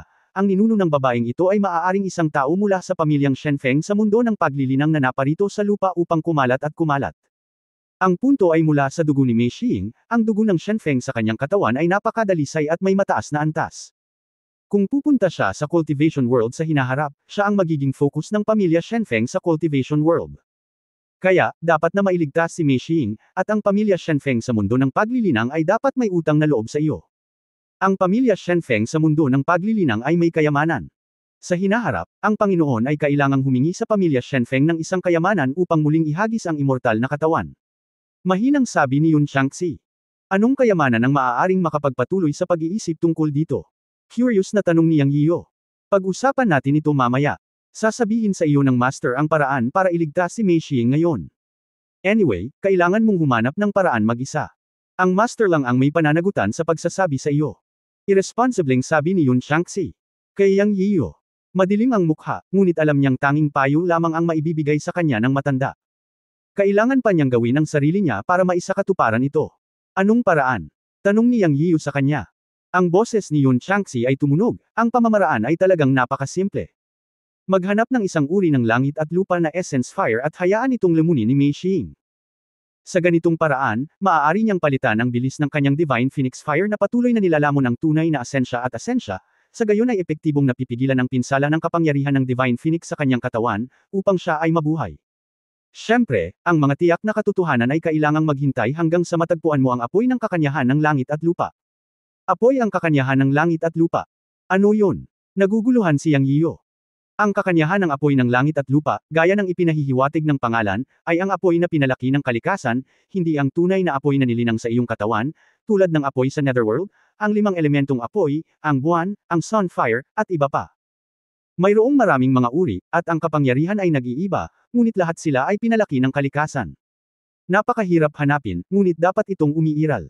Ang bawat mundo ay hindi maaaring magkukulang ng kapangyarihan ng apoy, at ang iyong mundo ay walang pagbubukod. Mahahanap mo ito pagdating ng panahon. Bilang karagdagan, maaari mong pinuhin ang Mysterious Ice Pill at ibigay ito kay Mei Xing upang inumin. Maaari nitong pigilan ang paglunok ng Divine Phoenix Fire sa kanyang katawan sa maikling panahon. Mamaya, ibibigay sa iyo ng guro ang formula ng tableta. Ang lahat ng kinakailangang materyales ay kailangang nasa katangian ng bingin. Hindi mahirap hanapin ang mga materyales para sa pagpino ng tableta, nang pinag-uusapan ng dalawang master at apprentice si Mei Xing, dahan-dahan ding nagising si Mei Xing. Matapos imulat ang kanyang mga mata at makita si Yang Yiyo, bigla siyang nagtanong ng isang pangungusap, Yang Yiyo, sinabi mo na ikaw at ang aking kapatid na babae ay sumabog sa minahan, ngunit bakit okay ka? Pero namatay ang kapatid ko. Kabanata 504 na Valley Market. Sa pagharap sa tanong ni Mei Xing, sumakit ang ulo ni Yang Yiyo. Iniwasan niya ang tanong na ito sa kanyang naunang pagpapaliwanag, ngunit hindi niya inaasahan na ito ang itatanong nito sa sandaling magising siya mula sa kanyang pagkakoma. Sa oras na ito, talagang umaasa si Yang Yiyo na ang kapangyarihan ng kanyang bloodline ay higit na magpapahirap sa kanya at hayaan siyang huwag isipin ang mga ganoong detalye. Sa kasamaang palad, hindi direkta ang backlash ng kapangyarihan ng Divine Phoenix sa katawan ni Mei Xing, at kailangan lang niyang tiisin. Ngayong gising na siya, talagang mahirap para kay Yang Yiyo na sagutin ang tanong na ito, o hindi man lang ito masasagot. Hindi niya masasabi kay Mei Xing na may misteryosong espasyo ng Chen Kun Pot sa kanyang katawan, tama ba? Ang sikretong ito ay hindi dapat sabihin kay Mei Xing. Kaya huminga ng malalim si Yang Yiyo at tinitigan siya at sinabing, huwag kang mag-alala kung paano ako nakaligtas. Anyway, kailangan mo lang malaman na hindi ko sinaktan ang kapatid mo. Wala akong komento sa tanong mo. Maniwala ka man o hindi, kalimutan mo na. Ngayon, huwag na nating pag-usapan ang mga gawain ni Sister Mei. Pag-usapan natin kayo. Napakasama ng sitwasyon sa iyong katawan. Masasabi ko sa iyo ng responsable na ang backlash ng kapangyarihan ng Divine Phoenix sa iyong katawan ay magiging mas malakas at mas malakas sa bawat oras. Posibleng. Hindi sinabi ni Yang Yiyo ang natitirang mga salita, ngunit alam ni Mei Xing na ito ay kamatayan. Alam niya kung ano ang kanyang sariling katawan. Sa katunayan, para sa kanya, ang mabuhay ng isang araw ay kumikita pa ng isang araw. Ito ang unang pagkakataon na narinig niya ang kapangyarihan ng Divine Phoenix mula sa bibig ni Yang Yiyo. Siya ay mahina at may sakit mula noong siya ay bata pa. Madalas parang nagliliyab ang katawan niya at sobrang sakit ng nararamdaman niya. Ngunit maging ang kanyang amo at Grandmaster ay hindi alam kung ano ang partikular na sakit. Mei Xing. Hindi malaman kung paano nalaman ni Yang Yiyo ang tungkol sa kapangyarihan ng Divine Phoenix. Ito ang unang pagkakataon na narinig niya ito. Alam ba ni Yang Yiyo ang kanyang sitwasyon? Hindi malay na tanong ni Mei Xing, ano ang kapangyarihan ng Divine Phoenix? Mangyaring ipaliwanag ito ng malinaw. Matagumpay na inilihis ng tanong na ito ang paksa at nagpasuko si Mei Xing sa pagtatanong kung paano nakaligtas si Yang Yiyo sa minahan. Nakahinga ng maluwag si Yang Yiyo at dahan-daang nagsimulang magkwento.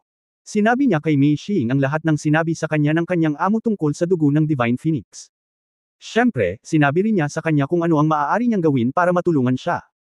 Pagkatapos niyang magsalita, si Mei Xing ay natahimik sandali, ngunit pagkatapos ay tumayo siya at sinabing, sino ang gustong iligtas mo ang kanyang buhay? Anyway, namatay ang kapatid ko dahil sa iyo, Yang Yiyo, huwag kang umasa na patatawarin kita. Pagkatapos noon, si Mei Xing, determinadong umalis. Naiwan si Yang Yiyo na nakatulala sa lugar. Ano ba ito? Sabi ni Yang Yiyo, na labis na nanlulumo, sa sarili. Haha, huwag kang mag-alala, anak. Ang babaeng ito ay hindi mawawalan ng pag-asa na mabuhay, kung hindi ay hindi siya mabubuhay ngayon. Walang gaanong tao sa mundo na talagang nakakakita sa buhay at kamatayan. Tiyak na pupunta siya sa iyo sa hinaharap. Kahit na hindi siya ang nagkusa na hanapin ka, kailangan mong magkusa para mahanap siya. Ang pamilyang Shenfeng ay isang tunay na misteryoso at makapangyarihang pamilya. Huwag mong palampasin ito, mahinang sabi ni Yun Changxi. Yang Yiyo. Tumango at sinabing, well, kahit kay Sister Mei, hindi ko pababayaan si Mei Xiying. Matapos mag-chat ng ilang salita ang master at apprentice, ibinato ni Yun Changxi ang mga recipe ng dalawang ice pill kay Yang Yiyo. Kinabukasan, pumunta si Chen Ju kay Yang Yiyo upang bisitahin ang pansamantalang pamilihan sa Lambak. Sa ilang araw bago mabuksan ang lihim na lugar, ayon sa naunang kasanayan, ang mga pangunahing puwersa ay magbubukas ng palengke sa Lambak upang ipagpalit ang iba't ibang likas na kayamanan. Si Yang Yiyo ay interesado pa rin sa mga likas na kayamanan na kinuha ng mga likas na sinaunang mandirigma. Nagplano rin siyang magpino ng ilang uri ng elixir, ngunit nagdusa dahil sa kakulangan ng kumpletong espiritual na mga gamot, kaya lumabas siya kasama si Chen Ju at iba pa upang subukan ang kanilang kapalaran, umaasang makahanap ng mga bihirang espiritual na gamot at magpino ng elixir. Marami siyang recipe sa kanyang isipan, ngunit wala lang siyang espiritual na gamot. Gayunpaman, wala siyang magagawa. Ang mga recipe ay dinala lahat ng kanyang master na si Yun Changxi mula sa mundo ng cultivation. Maraming elixir sa Earth ang hindi ginawa gamit ang espiritual na gamot. Sa kasalukuyan, siya ay nasa ikasyam na antas ng pagtatayo ng pundasyon. Ang susunod na hakbang ay upang maghanda para sa epekto ng gintong elixir. Bilang karagdagan sa pag-unawa sa kalikasan ng langit at lupa, ang tulong ng mga elixir ay napakahalaga din. Sa kanila, ang Tribulation Pill ay isang pangangailangan. Kapag nakamit ng Tribulation Pill ang Golden Elixir, maaari nitong dagdagan ang pagkakataong makapasa sa Heavenly Tribulation. Ito ay napakabihirang at napakahalaga. Higit sa lahat, ang pagkamit ng Golden Elixir ang pangunahing prioridad ng Dragon Gate. Ang hindi pagpasa sa Tribulation ay isang pekeng Golden Elixir. May mga elixir din sa kanya upang mapunan ang kanyang tunay na chi. Ngayon ay mayroon na lamang siyang Chi Gathering Pill, ngunit sa pagpapabuti ng kanyang cultivation, hindi na matugunan ng Chi Gathering Pill ang kanyang mga pangangailangan. Ngayon ay kailangan niyang pinuhin ang mga mas advanced na elixir upang mapunan ang kanyang tunay na chi at magsanay sa mga kritikal na sandali. Kagabi, 3 recipe ang hinanap niya sa isip niya. Kabilang sa mga ito, mayroong isang recipe na walang katapusan na malapit sa intermediate elixir ang Tianyuan Pill, na napakaangkop para sa kanya na inumin sa yugtong ito. Natutugunan ng Tianyuan Dan ang lahat ng mga kinakailangan sa mga tuntunin ng koleksyon ng mga espiritual na gamot at ang bisa nito, ngunit kulang ito ng isang espiritual na gamot, na hindi mapapalitan kahit ng Dragon Blood Grass, kaya susubukan ni Yang Yiyo ang kanyang kapalaran ngayon. Nang umalis si Yang Yiyo, sinabi ni Yang Yiyo kay Feng Tianya, Old Feng, kailangan mong magtrabaho ng husto ngayon at dalhin ang lahat upang malaman kung may anumang balita tungkol sa aking 3 inutil na apprentice. Dapat mas maagang dumating dito ang 3 bastos kaysa sa amin, pero 2 araw na walang balita. Hindi ko alam kung may pinuntahan silang 3 para gumala. Wala pa rin silang nakikita. Oo, huwag kang mag-alala, Master. Lalabas tayo at hahanapin sila ngayon. Well, sige, mag-ingat, ngunit tandaan, kaming mga Yunmen ay hindi nagdudulot ng gulo, ngunit hindi rin kami dapat matakot sa gulo. Si Yang Yiyo ay nagbigay ng mga tagubilin kay Feng Tianya, at lumabas kasama sina Chen Ju, Mingju, Chen Fengzi upang bisitahin ang Valley Market. Medyo nag-aalala siya sa katotohanang hindi pa dumarating ang kanyang 3 disipulo na sina Dugo Hui, Wang Zongren, at Wu Jian. Siya ngayon ay nagudyok sa 4 na sinaunang sekta, at natatakot na ang mga taong iyon ay salakayin ang kanyang 3 alagad. Sa kabutihang palad, hindi alam ng maraming tao sa labas ng mundo na mayroon siyang 3 alagad. Ngunit ito ay palaging mas mahusay na maging handa para sa ang pinakamasama, kaya maaari lamang niyang hilingin kay Feng Tianya na kumuha ng mga tao upang hanapin ang 3 disipulo. Hindi gaanong kalakihan ng buong Lambak, at kung hindi niya hahanapin ang mga ito, hindi niya talaga malalaman kung nakarating na silang 3. Ilang tao ang naglakad sa pansamantalang palengke sa Lambak. Nakita ni Yang Yian ang maraming magagandang espiritual na gamot sa daan. Mahirap humanap ng mga espiritual na gamot sa daan-daang taong gulang sa mga karaniwang araw, ngunit marami siyang nakita rito. Siyempre, karamihan sa kanila ay mahigit 100 taong gulang at wala pang 300 taong gulang. Bilang. Para sa mga mula 300 hanggang 500 taong gulang, may mas kaunti, ngunit wala. Karamihan sa mga espiritual na gamot na mahigit 500 taong gulang at wala pang 1,000 taong gulang ay nasa kamay ng malalaking pamilya at mga sekta, at ang mga mahigit 1,000 taong gulang ay hindi pa nakikita. Nag-isip sandali si Yang Yian at nagtanong, alin sa mga sinaunang sekta ng Chenju ang may pinakamaraming espiritual na gamot? Tara na at tingnan natin. Naisip ito ni Chenju at sinabing, sa mga tuntunin ng kumpletong sari-saring mga espiritual na gamot sa 8 pangunahing sekta sa Jiushu, dapat ay ang nayon ng Miao, na sumasakop sa 10,000 bundok. Anong uri ng espiritual na gamot ang kailangan mo, sabay nating tulungan kang hanapin ito. Isang espiritual na gamot na tinatawag na ghost vine, na may mga asul na rhizome, ngunit ito ay nagpapalabas ng masangsang na maasim na amoy, na nagpapalunok sa mga tao nang hindi namamalayan. Hindi ko alam kung may ganoong espiritual na gamot sa Earth. Ayos lang. Punta tayo sa palengke sa Miao Village para tingnan. Wala talagang pag-asa si Yang Yian. Pagkatapos ng lahat, ang formula ng tableta ay isang tableta mula sa mundo ng paglilinang, at ang espiritual na gamot ay maaaring wala sa Earth. Ang Ghost Teng ay isa sa mga pangunahing espiritual na gamot para sa pagpino ng Jindan Period Tribulation Pill. Hinahanap ito ni Yang Yian kung nagkataon. Punta tayo sa palengke ng Miao Village para magtanong. Kung wala nito ang Miao Village, wala nang ibang lugar. Ang Miao Village ay palaging umaasa sa mga espiritual na gamot upang magsimula at umunlad. Kahit walang ganyang gamot, baka narinig na ito ng mga tao sa Miao Village. Sabi ni Chenju. Well, tara na at tingnan natin. Tumango si Yang Yiu at nanguna para sumulong. Nang dumaan siya sa isang malaking lalaki na may pinaggapasan sa kanyang mukha, isang kakaibang halimuyak na panggamot ang pumasok sa ilong ni Yang Yiu, at ang amoy ay nagpabilis ng kanyang dugo nang hindi namamalayan. Natuwa si Yang Yiu at napatigil, nasasabik na nag-iisip, maaari ba itong Xuan Molingro? Ang Xuan Molingro ay ang pangunahing sangkap para sa pagpino ng elixir na maaaring inumin sa yugtong ito Tian Yuandan. Kung ito talaga ang Xuan Molingro, maaari niyang pinuhin ang Tian Yuandan, at pagkatapos ay magkakaroon siya ng mas malaking pagkakataon na makapasok sa lihim na lugar. Paglingon niya, nakaupo ang malaking lalaki sa isang malaking bato habang nakapikit. Nasa harap niya ang iba't ibang kakaibang bato at mga espiritual na gamot, at ang amoy ng Xuan Molingro ay nagmula sa isang maliit na bote ng porselana. Bagamat ito ay selyado, naamoy pa rin ito ni Yang Yiu. Nakasquat at itinuon ang kanyang mga mata sa maliit na bote ng porselana, direktang nagtanong si Yang Yiu, kasama kong Daoist, ano ang nasa bote mo? Napaka-unique ng amoy. Magkano ang gusto mong ibenta?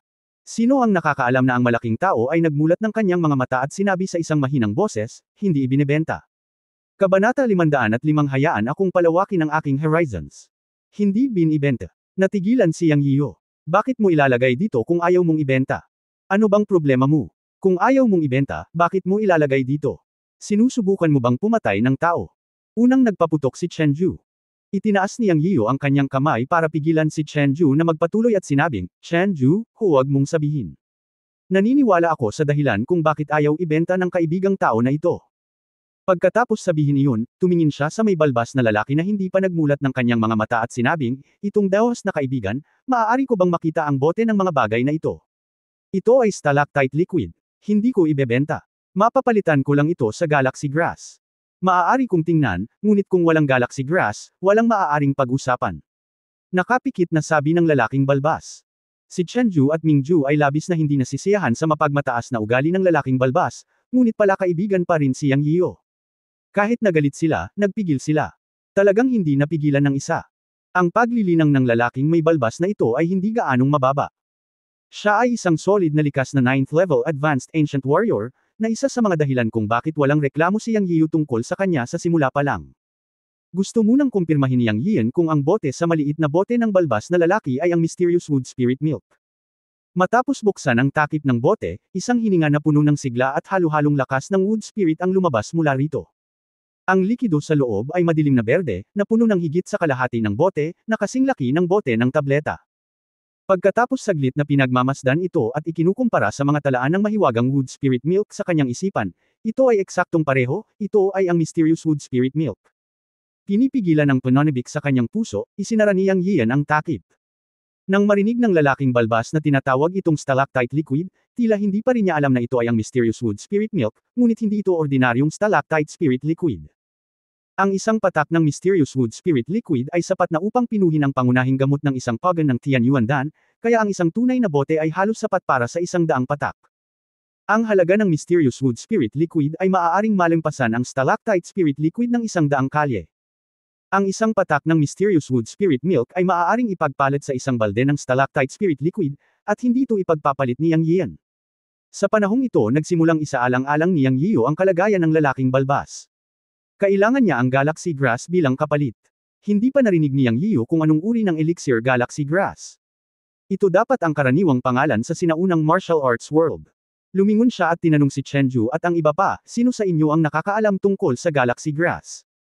Sinabi ni Chenju, Guro, ang Galaxy Grass ay isang espiritual na gamot na maaaring magayos ng mga nakablock na meridian. Ito ay talagang bihira sa sinaunang martial arts world, ngunit hindi ito available.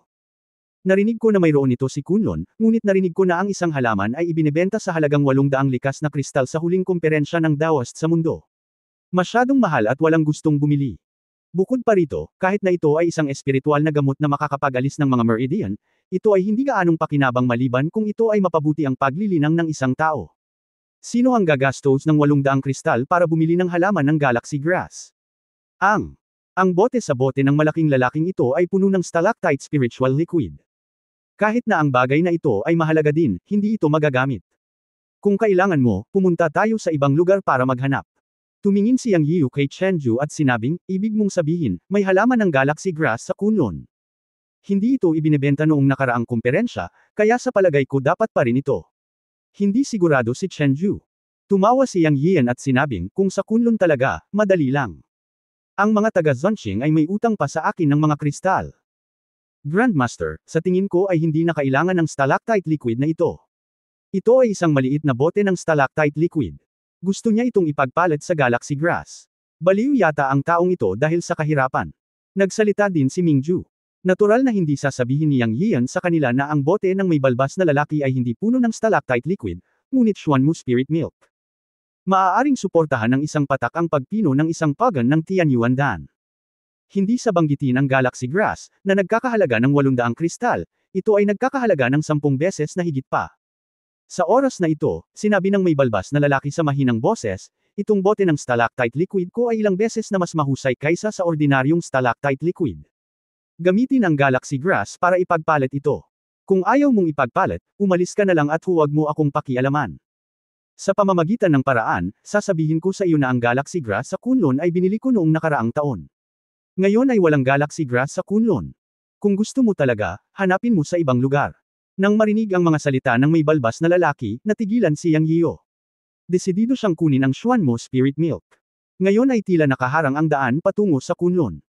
Sa oras na ito, isa pang boses ang tumunog sa likuran niya, itong bote ng stalactite liquid ang gusto ko, lumingon si Yang Yiu at nakita ang isang batang monghe na nakasuot ng brocade na damit.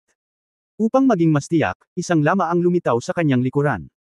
Ang batang lama na ito ay may napakalinaw na katangian. Ang kanyang mga hikaw ay napakahaba, mas mahaba kaysa sa ordinaryong mga tao na hikaw ay higit sa 1/4 ang haba.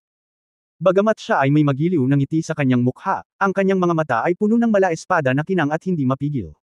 Hindi naman siya mukhang lama. Nakasuot lang siya ng napakagandang kasek. Hawak ang Buddhist beads, tinitigan niya ang bote sa harap ng balbas na lalaki, o ang Xuanmuling lotion. Pinaikit ni Yang Yiu ang kanyang mga mata at nakaramdam ng hindi balanse nang makita niya ang batang lama. Nag-iisip pa rin siya kung paano makukuha ang galaxy grass, at isang lama ang biglang sumulpot sa kalagitnaan. Pupunta ba siya para sa kanya? Iniisip ang matandang lama na si Bolda na may mabuting pakikitungo kay Mudauran kahapon, nakaramdam ng pagkasuklam si Yang Yiu sa batang lama. Sa oras na ito, ang may balbas na lalaki sa wakas ay nagmulat ng kanyang mga mata, tumingin sa batang lama at nagsabi, Munting Dharma King, sabi ko, walang deal kung walang galaxy grass, ngunit natagpuan mo na ba ang galaxy grass? Tumabi si Yang Yiu nang walang sinasabi, ngunit nang marinig niya ang sinabi ng balbas na lalaki, agad niyang naunawaan na dapat ay nagkaroon ng negosasyon ng batang lama at ang balbas na lalaki noon, ngunit hindi rin magawan ng batang lama ang galaxy grass. At ngayon lumitaw ang batang lama, nahanap kaya niya ang galaxy grass. Sa pag-iisip nito, hindi mapigilan ni Yang Yiu na makaramdam ng kaunting kaba. Paano kung talagang inilabas ng batang lama ang galaxy grass para makita? Ngunit sa susunod na sandali, ang batang lama, o ang maliit na Dharma King lama na tinawag ng may balbas na lalaki, ay tumingin kay Yang Yiu ng sinasadya o hindi sinasadya, at pagkatapos ay sinabi sa may balbas na lalaki, Shento Chenggang, dapat mong malaman kung anong uri ng elixir galaxy grass. Ganun lang ba kadaling makuha? Kung wala ka, umalis ka. Bumalik ka kapag nakita mo ang galaxy grass. Ang may balbas na lalaki na tinawag na Shento Chenggang ng maliit na hari ng Dharma ay hindi magalang.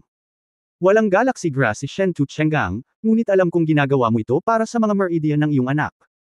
Sa katunayan, hindi kinakailangan ng galaxy grass na i-unblock ang mga meridian. Ang Dharma King na ito ay nakahanap ng isa pang uri ng elixir crystal lotus, na isa ring elixir para sa pag-unblock ng mga meridian, at ang epekto nito ay maaaring hindi mas malala kaysa sa galaxy grass. Habang nagsasalita, ang maliit na hari ng Dharma ay kumuha ng isang kahon na gawa sa kahoy mula sa kanyang mga braso at inihagis ito sa may balbas na lalaking si Shento Chenggang, pagkatapos ay sinabi, bigyan mo ako ng stalactite elixir. Kinaikit ni Shen Tu Chenggang ang kanyang mga mata at biglang isang malakas na aura ang lumabas sa kanyang katawan. Tumingin siya sa maliit na Dharma King at sinabi, "Munting Dharma King, tinatakot mo ba ako? Kung sa tingin mo, pagkatapos ay isaalang-alang ito ng isang banta. Anong uri ng mga alon ang maaaring idulot ng isang casual na magsasaka na tulad mo? Maaari ka bang makipagkumpetensya sa aking tantric sect? Huwag mong isipin na ikaw, Shen Tu Chenggang, ay hindi matatalo dahil lang sa ikaw ay may titulong Evil King sa sinaunang martial arts world.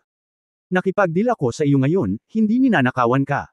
Nabigyan na kita ng sapat na mukha, ano pa ba ang gusto mo?" Ang mga salita ng maliit na Dharma King ay talagang isang banta.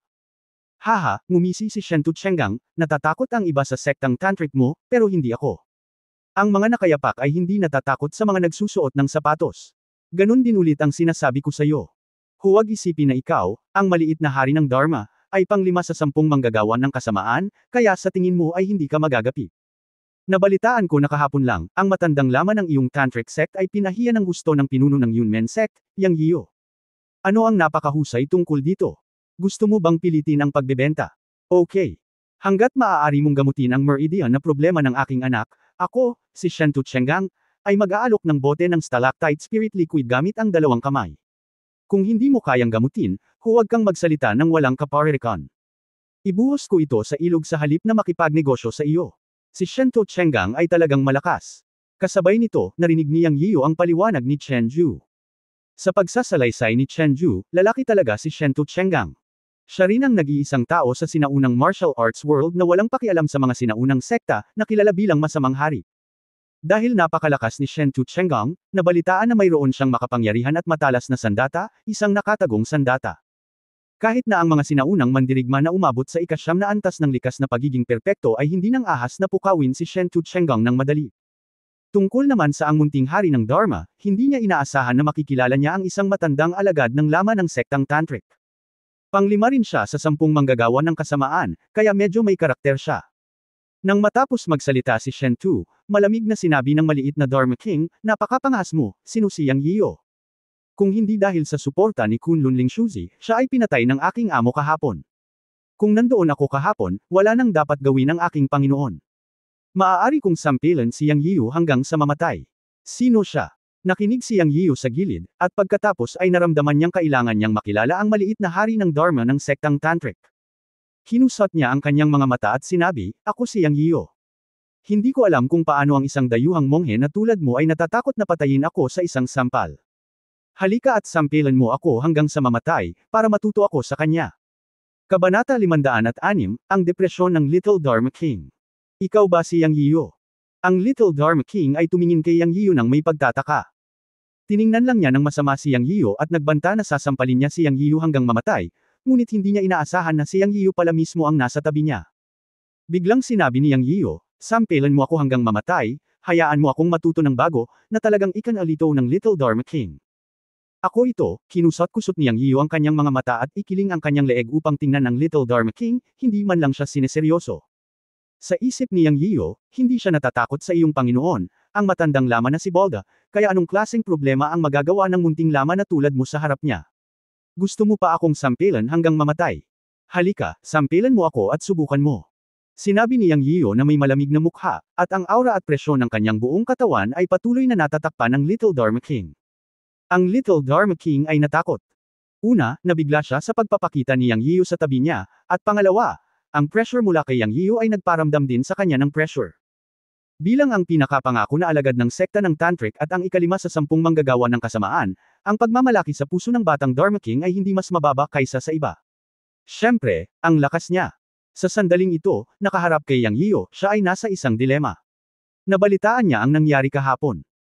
Ang matandang Kunlun Daos na si Ling Zuzi ay lumapit upang paboran si Yang Yiyo at ang host na Tiangang Mountain, upang ang kanyang Panginoon at ang 4 na dakilang sekta ng Qingcheng Divine Sect, Yinyu Sect at ang 4 na dakilang likas na 9 na antas na dakilang pagiging perpekto ay umatras. Malinaw na pinabura ng matandang Kunlun Daos na si Ling Shu si Yang Yiyo, at nagbanta rin ng Tiangang Mountain na hindi pinapayagan ang pakikipaglaban sa lambak. Ngayong sinabi niya ito, talagang nasa dilema siya. Lumaban kay Yang Yiyo, walang duda na papanagutin siya ni Kunlun at Tiangang Mountain. Kung hindi siya lalaban, tuluyan ding mawawala ang mukha niya ngayon. Sa mga tuntunin ng lakas at paglilinang, ang batang Dharma King ay tiwala na maaari niyang ganap na baliwalain si Yang Yiyo. Ngunit may mga pag-aalala sa kanyang puso. Nag-aalala siya tungkol sa Kunlun at Tiangang Mountain. Bukod sa Tiangang Mountain, si Kunlun ay isang higanti sa sinaunang martial arts world. Isang kasinungalingan ang sabihing wala siyang takot kay Kunlun. Gayunpaman, ang maliit na Dharma King ay pa rin ang maliit na Dharma King pagkatapos ng lahat. Siya ay may sariling pagmamataas at pagpupersige. Kung hindi, hindi siya mararanggo sa ikalima sa nangungunang 10 makasalanan ng kabataang henerasyon. Pagkaraan ng ilang sandali na pag-isipan ito, agad siyang nagpasya na makipag-away kay Yang Yian. Siya ay mananagot sa Kunlun at Tiangang Mountain pagkatapos. Iyon ay isang bagay para sa hinaharap. Kailangan niyang iligtas ang mukha sa sandaling iyon. Malamig siyang bumantong hininga, binibigkas ang pangalang Budista, pinaandar ang mga kasanayan, kinuyam ang kanyang mga kamao, at akmang sasalakayin si Yang Yian. Gayunpaman, sa oras na ito, isang matandang boses ang nagmula sa malayo, "Mir, bumalik ka." Nagulat ang munting Dharma King nang marinig niya ito, ngunit gamaan ang loob niya. Ang boses na ito ay boses ng kanyang amo na si Bolda, at Mir ang kanyang palayaw. Malinaw, narinig ng master ang balita at ayaw niyang makipag-away siya kay Yang Yian. Ang buong katawan ay talagang nawala, at tiningnan niya si Yang Yian ng masama at sinabi, "Papayagan ka ni Yang Yian ngayon, magkikita tayo sa lihim na lugar." Pagkatapos mag-iwan ng masakit na salita, tumalikod at umalis ang munting Dharma King. Gayunpaman, ngumisi si Yang Yian at agad na hinampas sa likod ang maliit na Haring Dharma. Bang! Isang mahinang tunog ang tumunog, at ang maliit na Dharma King ay tinamaan ng malakas sa likod ni Yang Yian, "Hindi ka ba napakagaling? Gusto mo ba akong sampilan hanggang mamatay? Dahil hindi mo ako sinasampal, sasampalin kita, hehe." Narinig ni Yang Yian na ang dating boses ay boses ng matandang Tantric Lama Bolda. Dahil tinawag na pabalik ng matandang lama ang maliit na hari ng Dharma, ito ay upang pigilan siya sa pakikipaglaban sa kanyang sarili. Anyway, takot siyang ihagis ang daga. Ito ay mabuti, body ay magbibigay sa iyo ng isang suntok. Kung lalaban ka, tuturuan niya ng leksyon ang mayabang na munting dayuhang monghe na ito. Kung hindi niya gagawin, hahawalang kabuluhan ang sampal na ito. Yang Feng mo, napakalayo mo, hindi inaasahan ng isang pabaya na Dharma King na si Yang Yiyo. Ang sikat na sinaunang martial arts world na si Yang Feng mo, ay talagang aatake mula sa likuran. Siya ay ganap na wala sa kanyang isip. Ang maliit na Haring Dharma ay tinamaan ni Yang Yiyu mula sa likuran at tumambad ito pagkatapos bumangon. Agad niyang gustong makipag-away kay Yang Yiyu. Ngunit ang nakapagsuka sa kanya ng dugo ay ang boses ng kanyang Panginoon na si Bolda ay naging mahigpit, "Bumalik ka." Ang isa pang boses na babalikan, na naging dahilan upang ang munting Dharma King ay halos samuka ng dugo.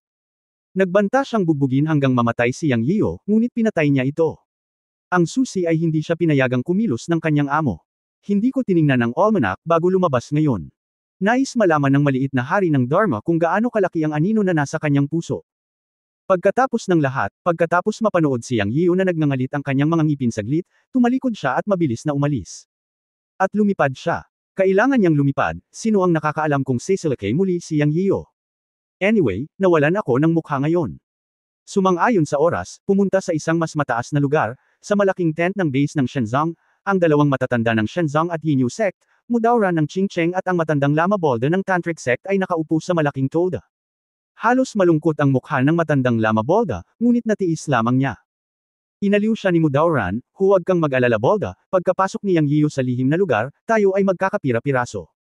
Ngayon, dapat kang maging mapagpasensya, hindi tayo hahayaan ng matandang Daoist Lingsyo ng Kunlun na gawin ito.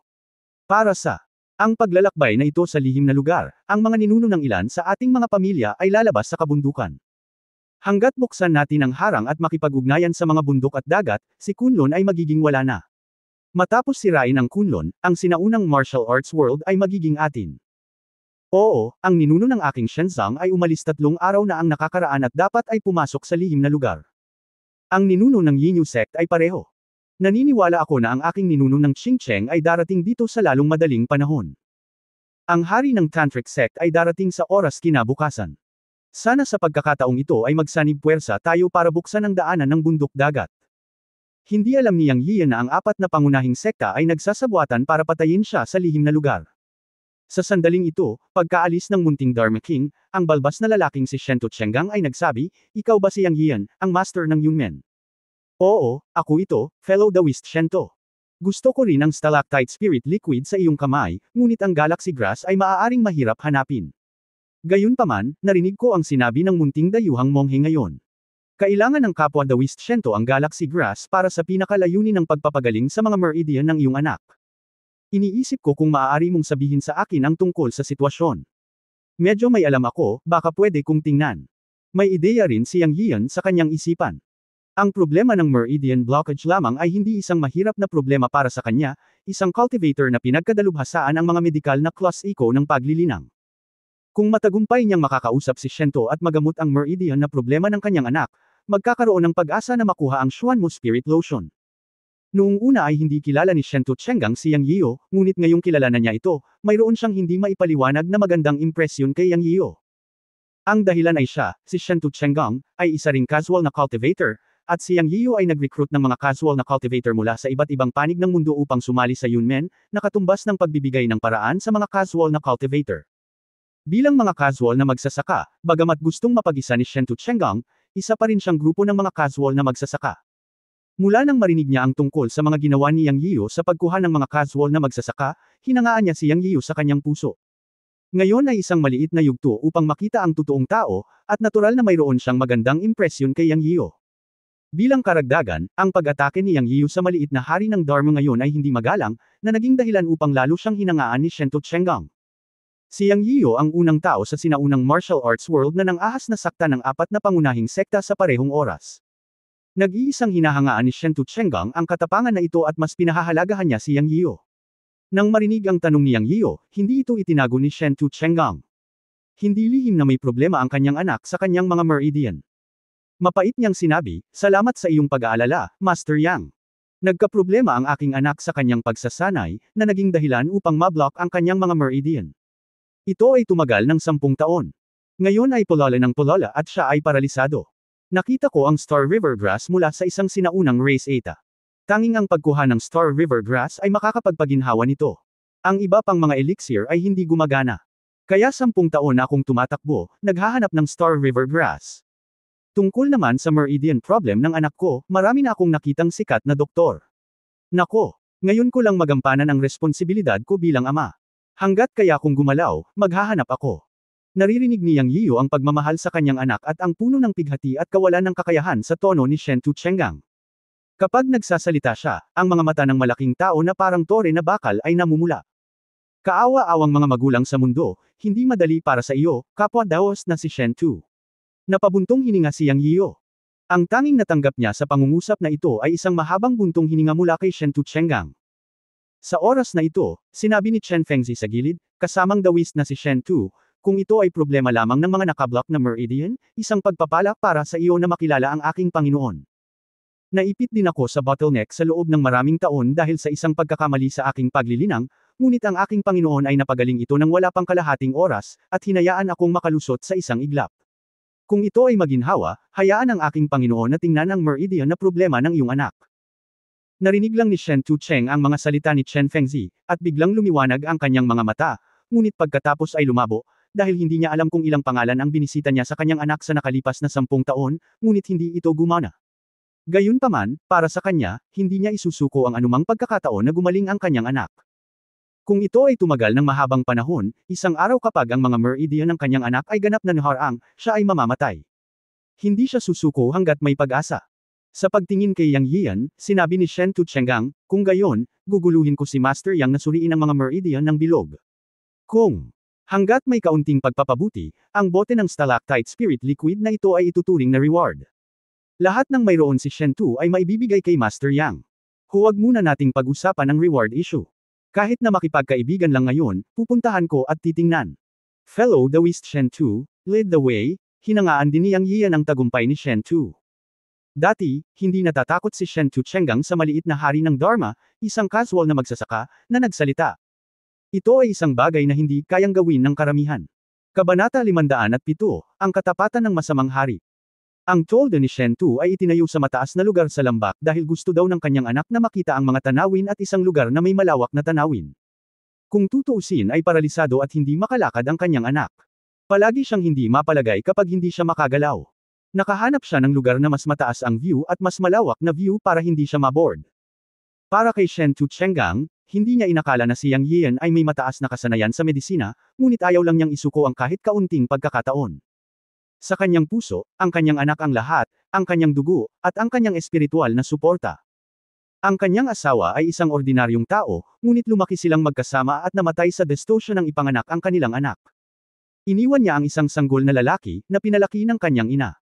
Dahil sa pagkamatay ng kanyang asawa, naiwan si Shen Tuchenggang na may anino sa kanyang puso.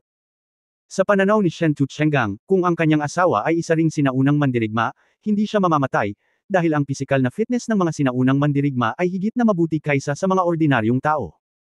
Kaya tinuruan ni Shen Tuchenggang ang kanyang anak ng martial arts mula pa noong siya ay bata pa at binigyan niya ito ng malaking kahalagahan, ngunit dahil sa sobrang atensyon, nauwi siya sa pananakit sa kanyang anak. Ang sobrang paglilinang, isang tipikal na halimbawa ng sobrang marami ay kasing sama ng masyadong maliit, ay nagresulta sa mga problema sa Meridian. Sa loob ng 10 taon, naglakbay siya sa iba't ibang lugar, tinuturuan ang kanyang anak ng martial arts para sa paggagamot ng mga sakit. May pait at panghihinayang. Madalas naisip ni Shen Tuchenggang na kung hindi niya idiniin ang kanyang anak at pinilit itong magsanay ng martial arts, hindi ito mangyayari. Kung hinayaan niyang maging ordinaryong tao ang kanyang anak, mas mabuti pa siguro. Habang ang mga Meridian ng kanyang anak ay lalong nakaharang, at malapit nang malagay sa panganib ang kanyang buhay, labis itong pinagsisihan ni Shen Tuchenggang, ngunit walang panghihinayang gamot sa mundo. Kaya alam niya na ang isang kabataang tulad ni Yang Yiyo ay hindi magkakaroon ng maraming kasanayan sa medikal, ngunit niloko pa rin niya ang kanyang sarili at dinala si Yang Yiyo sa tent upang gamutin ang kanyang anak. Hindi siya mawawalan ng pag-asa. Habang nabubuhay pa siya ng isang araw, hindi siya susuko. Ang paniniwala sa mga himala ay naging bahagi ng suporta ni Shen Tuchenggang.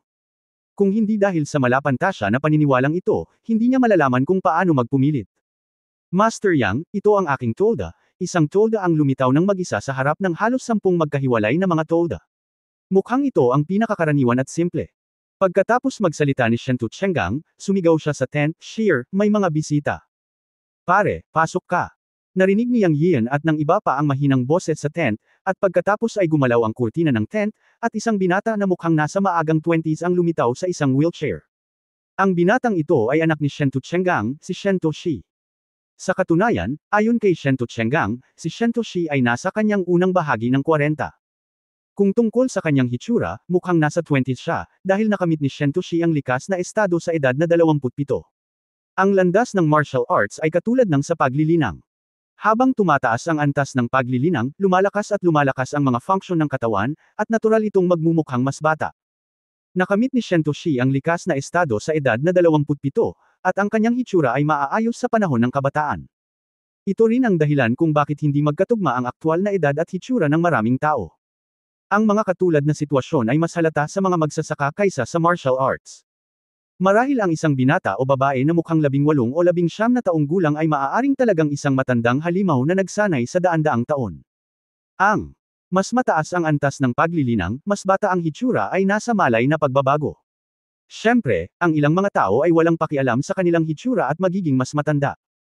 Sa paraan ng paglilinang, ang mga tao ay hindi masyadong nagmamalasakit sa hitsura, dahil ang mga may mataas na paglilinang ay maaaring magbago ng kanilang hitsura anumang oras pagkatapos na makabisado ang magic ng pagbabagong anyo.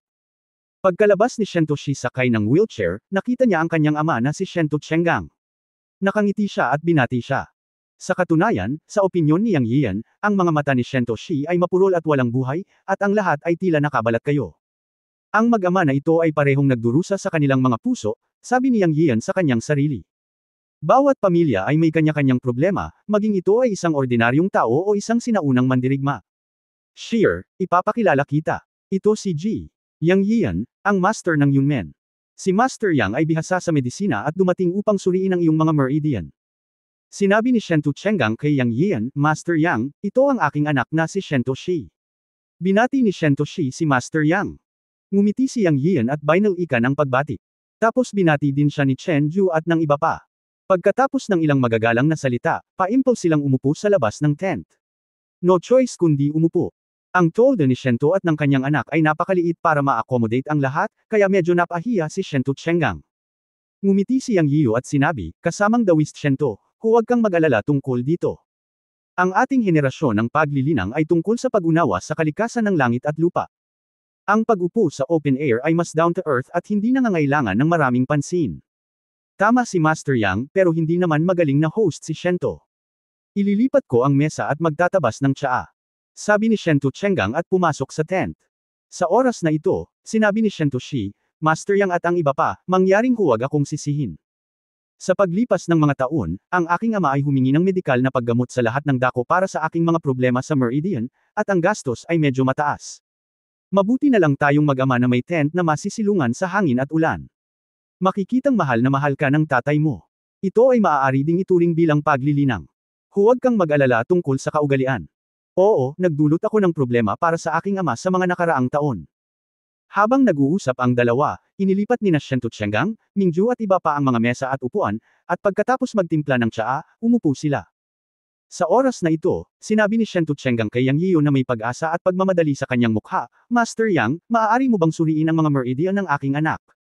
Titingnan ko kaagad. Fellow Daoist Shento, huwag mag-alala. Nakakagalaw pa ang mga kamay ng anak mo, ibig sabihin hindi pa ito ang pinakamasamang oras. Pagkatapos sabihin iyon, sinenyasan ni Yang Yiyo si Shentoshi upang iunat ang kanyang kaliwang kamay. Tila kinukuha niya ang pulso, ngunit sa katunayan, hindi kailanman kinuha ni Yang Yiyo ang pulso noong ginagamot niya ang isang pasyente. Palagi niyang ginagamit ang kanyang tunay na chi para suriin ang katawan. Nang pumasok ang totoong chi sa katawan ni Shentoshi, napasimangot si Yang Yiyo. Ang problema sa mga meridian ni Shentoshi ay mas seryoso kaysa sa naisip niya. Dahil sa pagsimangot ni Yang Yiyo, nakaramdam ng pagkabalisa si Shen Tuchenggang, na nakatayo sa isang tabi, ngunit ang taong nasasangkot, si Shentoshi, ay hindi nagpakita ng ekspresyon. Sa nakalipas na 10 taon, binisita niya ang hindi mabilang na mga sikat na doktor kasama ang kanyang ama, ngunit wala ni isa sa kanila ang makakalutas sa kanyang mga problema sa Meridian. Hindi iniisip ni Shentoshi na magagawa ni Yang Yiyan ang anuman. Kung hindi siya natatakot na bigyan ang inaasahan ng kanyang ama na si Shen Tuchenggang, hindi balak ni Shentoshi na magpatingin sa doktor si Yang Yiyan. Sa kabilang banda, sa tuwing magpapatingin siya sa doktor at umiinom ng gamot sa paglipas ng mga taon, siya ay nabigo at manhid, at walang pag-asa sa kanyang puso. Sa pagsusuri ni Yang Yiyan, napag-alaman na 80% ng mga meridian ni Shentoshi ay naharang. Ang kaliwang braso lang niya at ang lugar sa itaas ng puso at leeg niya ang medyo normal, pero nasa bingit na sila ng pagharang. Kung walang mangyayaring hindi inaasahan, ang lahat ng mga meridian ni Shentoshi ay mauubos at mahaharangan sa susunod na 6 na buwan, at pagkatapos ay mamamatay siya.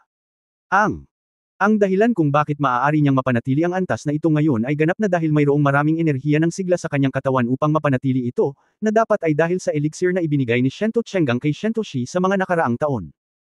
Gayunpaman, tiyak na dahil sa malaking halaga ng espiritual na gamot na ininom kaya napinsala si Shentoshi.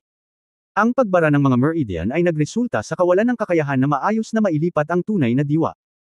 Ang pangmatagalang akumulasyon ng tunay na kakanyahan sa katawan ay bumuo ng isang malaking enerhiya. Minsan isang araw, hindi kinaya ng mga enerhiyang ito sa katawan ni Shentoshi, kahit naharangin ang mga meridian at hindi siya mamatay, sesubog siya at mamamatay. Sa panahon ng inspection, nalaman ni Yang Yiyan na ang mga meridian ni Shentoshi ay hindi necrotic, ngunit dahil sa mga problema sa acupoints, ang mga meridian ay naharang. Sa paglipas ng panahon, ang naipon na tunay na kakanyahan sa mga acupoint ay halos tumigas at tuluyang na-block. Kung ang paraan ng paglilinang ay inihambing sa isang sistematikong tubo ng tubig, ang mga meridian ay ang mga tubo ng tubig, at ang mga acupoint ay ang mga balbula na naghihiwalay sa mga tubo. Sa madaling salita, ang mga tubo ng tubig at mga balbula, ang mga meridian at mga acupoint ay umaakma sa isa't isa, at hindi rin kailangan. Ang problema ngayon ni Shentoshi ay ang balbula sa kanyang katawan ay sarado, at ang kailangan lang niyang gawin ay muling buksan ang balbula upang hindi nakaharang ang tubo ng tubig. Ngunit ang prosesong ito ay napakahirap. Pagkatapos ng lahat, ito ay isang meridian para sa paglilinang. Anumang pagkakamali ay mag-aalala kay Shentoshi tungkol sa kanyang buhay. Pagkatapos ng pagsusuri, ipinaliwanag ni Yang Yiyan ang sitwasyon sa katawan ni Shentoshi kay Shento at sa kanyang anak ng detalyado. Alam ni Shentoshi ang sarili niyang sitwasyon. Matapos makinig sa kwento ni Yang Yiyan, biglang nagningning ang kanyang mga mata. Ang problemang binanggit ni Yang Yiyan ay ang pinakatumpak at tumpak na problemang nakita niya nitong mga nakaraang taon. Subconsciously, si Shentoshi ay nagkaroon ng kislap ng pag-asa sa kanyang puso. Shen Tuchenggang. Hindi masyadong nag-isip tungkol dito. Nag-aalalang tanong niya, Master Yang, may pag-asa pa ba para sa meridian problem ng anak ko? Ang pinaka-inaalala niya ay kung makakabangon pa ba ang kanyang anak. Kinuha ni Yang Yiyan ang tasa ng tsaa at humigop ng tsaa, pagkatapos ay sinabi, dahil masasabi ko sa iyo kung saan ang problema at pumayag akong tulungan ang fellow Daoist na si Shento, gagawin ko ang aking makakaya. Bagamat mahirap, mayroon akong 70% na posibilidad na gamutin ito. Bang! Sa sandaling lumabas ang mga salitang ito, ang tasa ng tsaa sa kamay ni Shen Tuchenggang ay nahulog sa lupa at nagkapira-piraso. Tumayo siya at nagtanong sa nanginginig na boses, seryoso ka ba, Master Yang? Walang kasinungalingan, hindi magbibiro si Yang sa fellow Taoist Shento tungkol sa ganitong bagay. Ibinaba ni Yang Yian ang tasa ng tsaa at nakangiting sinabi. Pagkatapos ay lumuhad si Shen Tu Chenggang sa harap ni Yang Yiyun gamit ang kanyang parang bakal na katawan at sinabi sa mahinang boses, "Pakiusap Master Yang, mangyaring iligtas ang aking anak na si Shi-er. Hanggat mapapagaling ang mga meridian ng aking anak, ako, si Shen Tu Chenggang, ay sumusumpa sa langit na paglilingkuran ko si Ginoong Yang na parang baka o kabayo sa buhay na ito." Ang buhay ni Shen Tu Chenggang ay kay Mr. Yang. Masayang sinabi ni Yang Yiyun, "Kanina ko pa hinihintay na sabihin mo ito." Hindi madali para sa Wandering Cultivator Evil King na ipangako ang kanyang katapatan, matapos bamulong sa sarili, nagmamadali siyang suportahan ang Shen Tu Chenggang. Kabanata 508 Meridian Peel. Tinulungang tumayo si Shen Tu Chenggang, nakangiting sinabi ni Yang Yian, nasa malubhang kalagayan si Shen Tu Daoyo. Bilang isang doktor, dapat nating gamutin ang mga sakit at iligtas ang mga buhay. Bukod dito, tayo ay itinadhana. Bagamat malubha ang meridian problem ng iyong anak na si Shen Tu Shi, tiwala pa rin siyang nagagaling siya at hayaan siyang bumalik sa martial arts. Ang mga salita ni Yang Yian ay parang isang putok sa braso para kay Shento at sa kanyang anak. Si Shento Shi ay napigilan at hindi gaanong nasasabik sa ibabaw, ngunit ang liwanag na patuloy na kumikislap sa kanyang mga mata ay nagpapahiwatig na siya ay hindi kalmado sa kanyang puso. Tuwang-tuwa si Shen Tu Chenggang na nanginginig ang kanyang katawan. Sa nakalipas na 10 taon, si Yang Yian ang unang nagsabi na siya ay 70% sigurado na maaari niyang gamutin ang mga meridian ng kanyang anak. Bagamat hindi pa ito nagsisimula, tila naniwala si Shen Tu Chenggang na kayang gamutin ni Yang Yian ang meridian na problema ng kanyang anak. Gusto niyang gumaling ang kanyang anak na si Shen Tu Shi kaya hindi siya magdadalawang isip na ipagpalit ang sarili niyang buhay dito. Master Yang, salamat, salamat. Basta gumaling si Shi-er, okay lang kahit hindi na siya mag-practice ng martial arts in the future.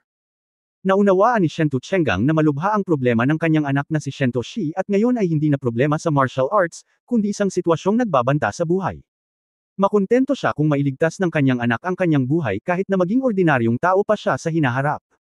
Kasamang Taoist Shento, ang iyong anak ay dapat nasa ika-8 antas ng likas na paglilinang kung walang problema sa kanyang mga meridian, tama ba? Nagtanong si Yang Yiu tungkol sa sitwasyon na natagpuan niya upang makakuha ng karagdagang pagtitiwala mula kay Shento at sa kanyang anak. Oo, si Master Yang ay may magandang mata. Hindi naman masama ang martial arts talent ng anak ko. Siya nga ay nasa ika-8 antas ng likas na paglilinang. Sayang naman.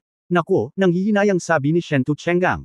Naisip ni Yang Yiu sa kanyang sarili na ang talento ni Shen Tu Shi ay higit sa mabuti. Sa mga tuntunin ng talento sa martial arts, nadama ni Yang Yiu na kung ang mga meridian ni Shen Tu Shi ay hindi naging problema, ang kanyang mga tagumpay ay hindi magiging mas masahol pa kaysa sa 10 dakilang demonyo, at maaari pa siyang makipagkompetensya sa mga taong Zonqing. Pagkatapos ay ngumiti siya at sinabi, ang iyong anak ay may magandang pundasyon para sa paglilinang at higit na mahusay na talento. Sa huling pagsusuri, problema pa rin ito ng paglilinang. Hanggat ang problema sa meridian ay nalutas, ang lahat ng kanyang mga problema ay malulutas at ang kanyang mga tagumpay sa hinaharap ay walang limitasyon. Salamat sa magandang salita, Master Yang, sabi ni Shen Tu Chenggang na may pag-asa. Nang makitang nakuha niya ang tiwala ni Shento at ng kanyang anak, sinabi ni Yang Yiu, kasamang Taoist Shento, ang problema sa meridian ng iyong anak ay hindi isang araw na trabaho. Kakailanganin ng oras upang gamutin ito. Paano ito, lumipat kayo ng anak mo sa Yunmen Station ko. Ang lugar ay mas maluwag at maginhawa para sa akin upang gamutin.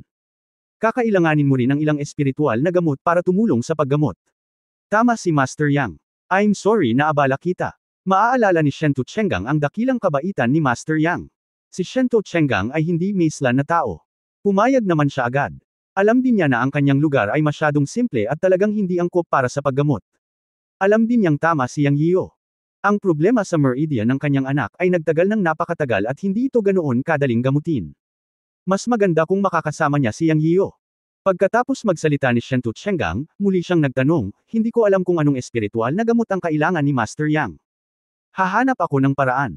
Si Yang Yian ay mayroon ng plano para sa paggamot sa mga meridian ni Shen Tu Shi.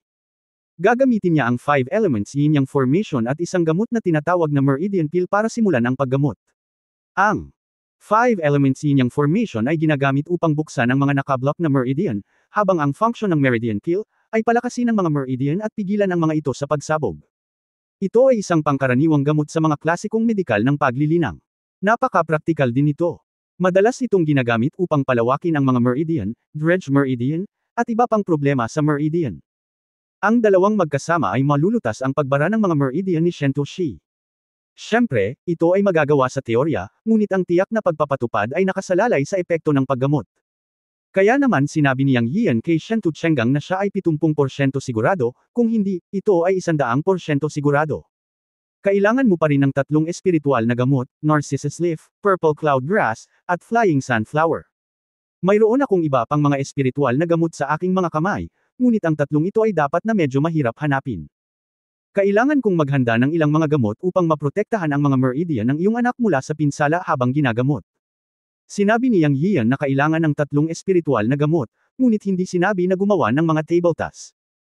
Natigilan si Shento Chenggang nang marinig niya ang tungkol sa tatlong uri ng mga espiritual na gamot, pagkatapos ay ngumiti siya at sinabi, mukhang maswerteng bituin si Master Yang para sa aking anak. Mayroon akong dalawa sa tatlong espiritual na gamot na ito, Narcissus Leaf at Purple Cloud Grass, ngunit wala akong Flying Sunflower. Ang lumilipad na buhangin ng buhangin ay umiiral sa kapaligiran ng disyerto at talagang mahirap hanapin, ngunit dapat mayroon nito si Kunlun. Minsan na akong nakipag-usap kay Kunlun Lingsho, kaya dapat kong makuha ang lumang buhangin na lumilipad. Okay, kung ganoon, bumalik muna tayo sa Yunmen Station. Hahanapin ng kapwa Dawist na si Shento ang bulaklak na buhangin na lumilipad, at maghahanda ako ng gamot para sa iyong anak para magamot ang kanyang mga meridian. Sabi ni Yang Yiyo. Tuwang-tuwa si Shento Chenggang. Ang ugali ni Yang Yiyo ay down to earth para sa kanya. Mabuti na lang at hindi siya naghahanda kaagad para sa pagpapagamot. Hindi nagpaliban ng mga tao. Pagkatapos magpasalamat sa kanya, kinuha ni Shento Chenggang ang mga dahon ng Narcissus at Purple Cloud Grass at ibinigay kay Yang Yian. Pagkatapos mag-isip tungkol dito, iniabot niya ang stalactite liquid kay Yang Yian at sinabing, Master Yang, ito ang stalactite liquid. Itago mo ito. Magtagumpay man ito o hindi, nagpapasalamat si Shento Chenggang sa iyo. Bagamat iba ang bagay na ito sa ordinaryong stalactite liquid, ito ay stalactite liquid pa rin kung tutuusin. Dahil ito ay kapaki-pakinabang sa iyo, mangyaring tanggapin ito. Natigilan si Yang Yian. Hindi niya inaasahan na bibigyan siya ni Shento Chenggang ng Blackwood Spirit Milk, ngunit pagkatapos ay naisip niya na maaaring hindi niya alam na ito ang tunay na Blackwood Spirit Milk, kung hindi, baka hindi niya ito maibigay sa kanya ng madali. Bilang. Sabi ng matandang kasabihan, mahal ng isang Ginoo ang pera at nakukuha ito sa tamang paraan.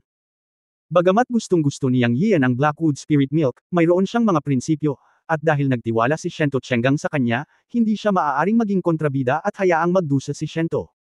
Pinipigilan ng pagnanais na tanggapin ang Xuanmu Spirit Milk, tumingin si Yang Yiyo kay Shento Chenggang at sinabing, Fellow Dawist Shento, maaaring hindi mo alam ang tungkol sa stalactite spirit liquid sa iyong kamay. Hindi talaga ito stalactite liquid, kundi Xuanmu Spirit Milk. Ang halaga nito ay ilang beses o kahit 12-dosenang beses na mas mataas kaysa sa ordinaryong stalactite spirit liquid. Ginawa sa isang lugar na may masaganang espiritual na enerhiya, pinapakain ito ng asensya ng espiritual na kahoy at natural na stalactites upang mabuo ang Xuanmu Spirit Milk. Ito ay napakabihirang. Masyadong mahalaga ang bagay na ito. Kahit na magagamit ko ito, hindi ko ito matatanggap. Kung talagang gusto mo itong ibigay sa akin, hindi pa huli ang lahat para maghintay hanggang sa mapagaling ko ang mga meridian ng iyong anak. Nagliwanag ang mga mata ni Shento Chenggang. Tumingin siya kay Yang Yiyo at tumawa ng malakas. Personal niyang kinolekta ang bote ng spirit liquid na ito sa isang mapanganib na lugar, kaya natural niyang naiintindihan ang halaga nito. Kaya kinuha niya ito para ipagpalit kay Xinghe Grass. Bagamat hindi niya alam na ito ay Xuanmu Spirit Milk, alam niyang hindi ito isang ordinaryong stalactite liquid at ito ay napakahalaga. Matapos pakinggan ang mga salita ni Yang Yiyo, alam ni Shento Chenggang na hindi siya nagkamali sa paghusga sa kanya. Mas pinagkakatiwalaan at iginagalang niya si Yang Yiyo sa kanyang puso, at tumawa ng buong puso, hayaan mo na ang anumang bagay, ang sinseridad lang ni Patriarch Yang. Maaari mong sabihin sa akin na ito ay ang mahiwagang wood spirit milk. Ako, si Shento Chenggang, ay hindi nagmali sa iyo, ni hindi ako nagtiwala sa maling tao. Tayo makipag-deal muna. Hindi mo man magamot ang mga meridian ng aking anak, ako, si Shento Chenggang, ay tatanggapin kita bilang aking kaibigan. Isa lamang itong bote ng espiritual na likido. Kahit na ito ay mahalaga, hindi ito maihahambing sa katapatan ng Patriarch Yang. Para sa iyo ang espiritual na likido, kunin mo, at aalis na ako, Shento. Habang nagsasalita siya, pinalamanan ni Shento Chenggang ang espiritual na likido sa mga kamay ni Yang Yiyo nang walang sabi-sabi, tumalikod at umalis, patungo sa base ni Kunlun upang hanapin ang lumilipad na buhangin na bulaklak. Hinawakan ni Yang Yian ang Xuanmu Spirit Milk sa kanyang kamay, at tumingin sa papaalis na likod ni Shento Chenggang. Isang ngiti ang lumitaw sa kanyang mga labi, at sinabi niya sa kanyang sarili, ako, Yang Yian, kinikilala din kita bilang aking kaibigan. Pagkatapos bumulong, sinabi niya kay Chen Ju, fair na, alagaan mong mabuti si Shento Shi. Sa malaking tent ng residente ng Yunmen, inutusan ni Yang Yian si Chen Ju at iba pa na protektahan ang batas at huwag papasukin ang sinuman. Siya ay naghahanda upang pinuhin ang elixir. Ang Supreme Alchemy Furnace ay nasa Chenkun Pot. Kung inilabas niya ito ng padalos-dalos, mahirap ipaliwanag sa mga tao, kaya kailangan ng closed alchemy. Para naman sa Facia Flower na kailangang pinuhin ng Meridian Peel, hindi inaasahan ni Yang Yian na makukuha ito ni Shento Chengang mula kay Kunlun, at nagplano siyang lumabas para hanapin si Zonqing mismo.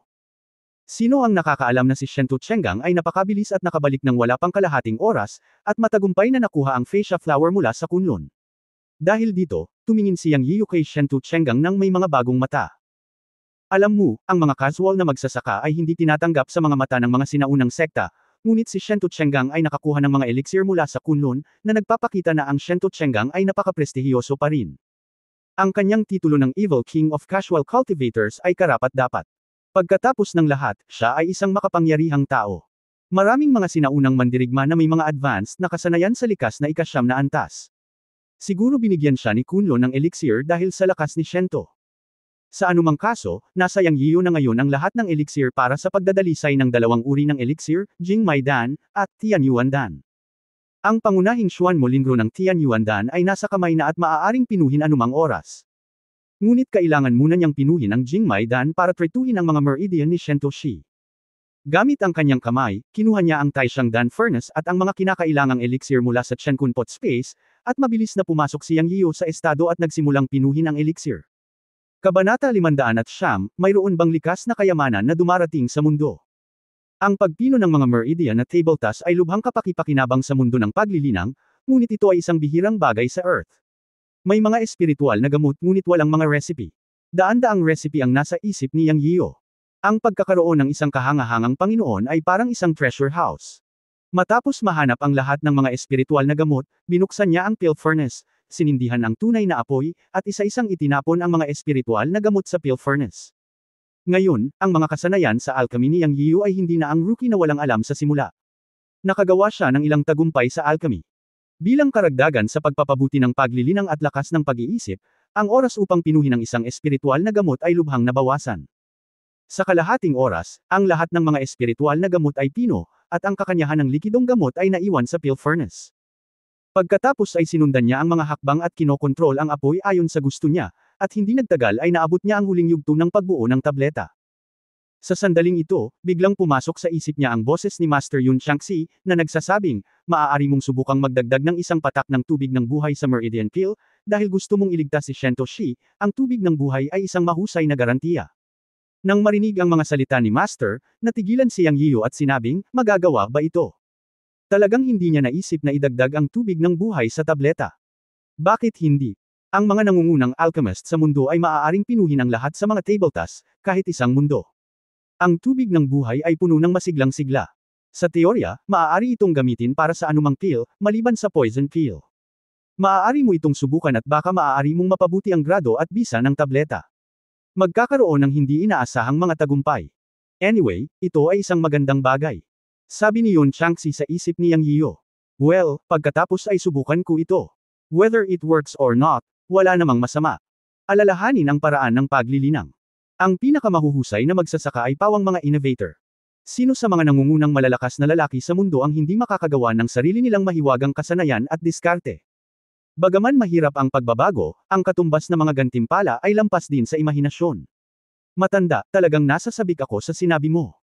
Pagkatapos magsalita ni Yang Yiu, nagkaroon siya ng ideya at kumuha ng isang patak ng tubig ng buhay mula sa kalawakan ng Chenkun Pot at direktang itinama ito sa Taishan Danlo. Sa susunod na sandali, isang mapurol na tunog ang nagmula sa Taishan Danlo. Dahil dito, bumilis ang tibok ng puso ni Yang Yiu, at palihim niyang sinabi, "Damn old man, tapos na ito, ang buong furnace ng elixir ay natanggal na." Tulad ng iniisip niya sa kanyang isip, tumingin siya sa elixir furnace sa kanyang espiritual na kamalayan, at pagkatapos ay tuwang-tuwa si Yang Yiu. Sa kanyang espiritual na kamalayan, natagpuan niya na ang elixir ay hindi na scrap, ngunit natatakpan ng isang layer ng kristal na mapusyaw na berdeng halo, na napakaganda, at nagsimulang automatikong mag-condense. Sa oras na ito, si Yang Yian ay hindi nang ahas na huminahon, at mabilis na inihagis ang mga hansil para sa peel furnace. Habang lumilipad ang kanyang mga kamay, sabay-sabay siyang naglagay ng 9,981 hand seal. Noong nakaraan, maaari siyang mag-cast ng hindi hihigit sa 722, ngunit ngayon ay maaari na siyang mag-cast ng 81. Ito ang dahilan ng kanyang pag-unlad sa paglilinang. Sa alchemy, mas marami ang mga hand seal para sa mga table tasks, mas mataas ang epekto at grado ng mga table tasks. Ayon sa master, ang mga table tasks na maaari niyang pinuhin ngayon ay maaari lamang ituring na mga low-end na table tasks, at ang mga hand seal para sa mga table tasks ay nasa loob ng 100.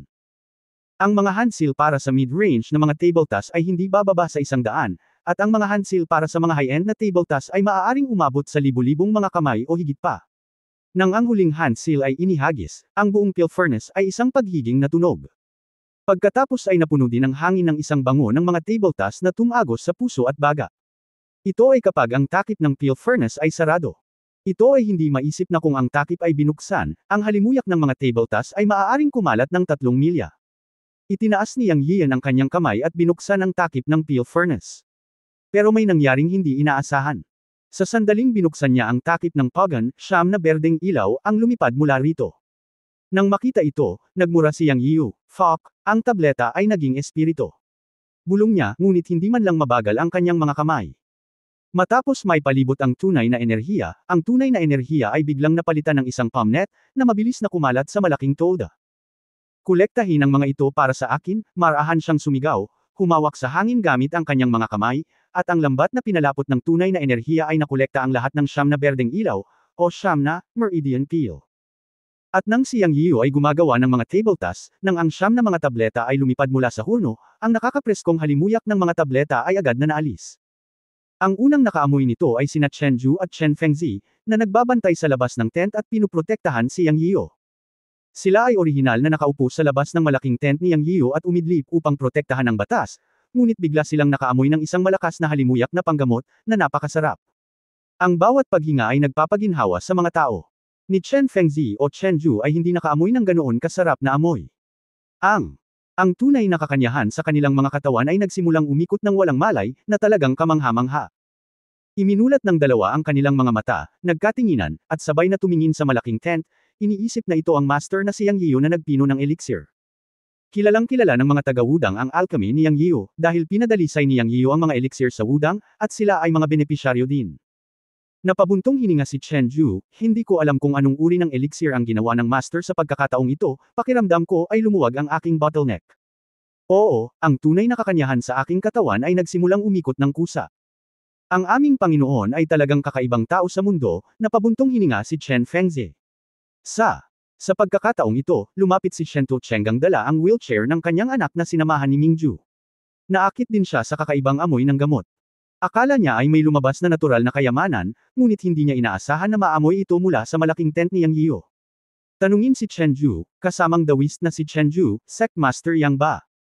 Sinabi ni Chen Ju nang may pagmamalaki, "Oo, dinadalisay ng aking Panginoon ang elixir." Huminga ng malamig na hangin si Shen Tuchenggang. Hindi pa niya nakilala ang isang alchemist, ngunit hindi pa niya nakilala ang isang alchemist na tulad ni Yang Yian. Ang elixir na ginawa niya ay amoy na hanggang ngayon. Tinulak lang niya ang anak ko na maglakad ng 100 metro ang layo. Anong uri ng elixir ang maaaring amoy hanggang ngayon? Hindi ko inaasahan na si Master Yang pala ay isang alchemist. Talagang nagulat si Shento, the Wist Fellow Chenjo, "Hindi mo ba alam kung anong uri ng elixir Master Yang ang ginawa?" Tanong ni Shento Chenggang. "Hindi rin namin alam." The Wist Fellow Shento, "Huwag kang magtanong."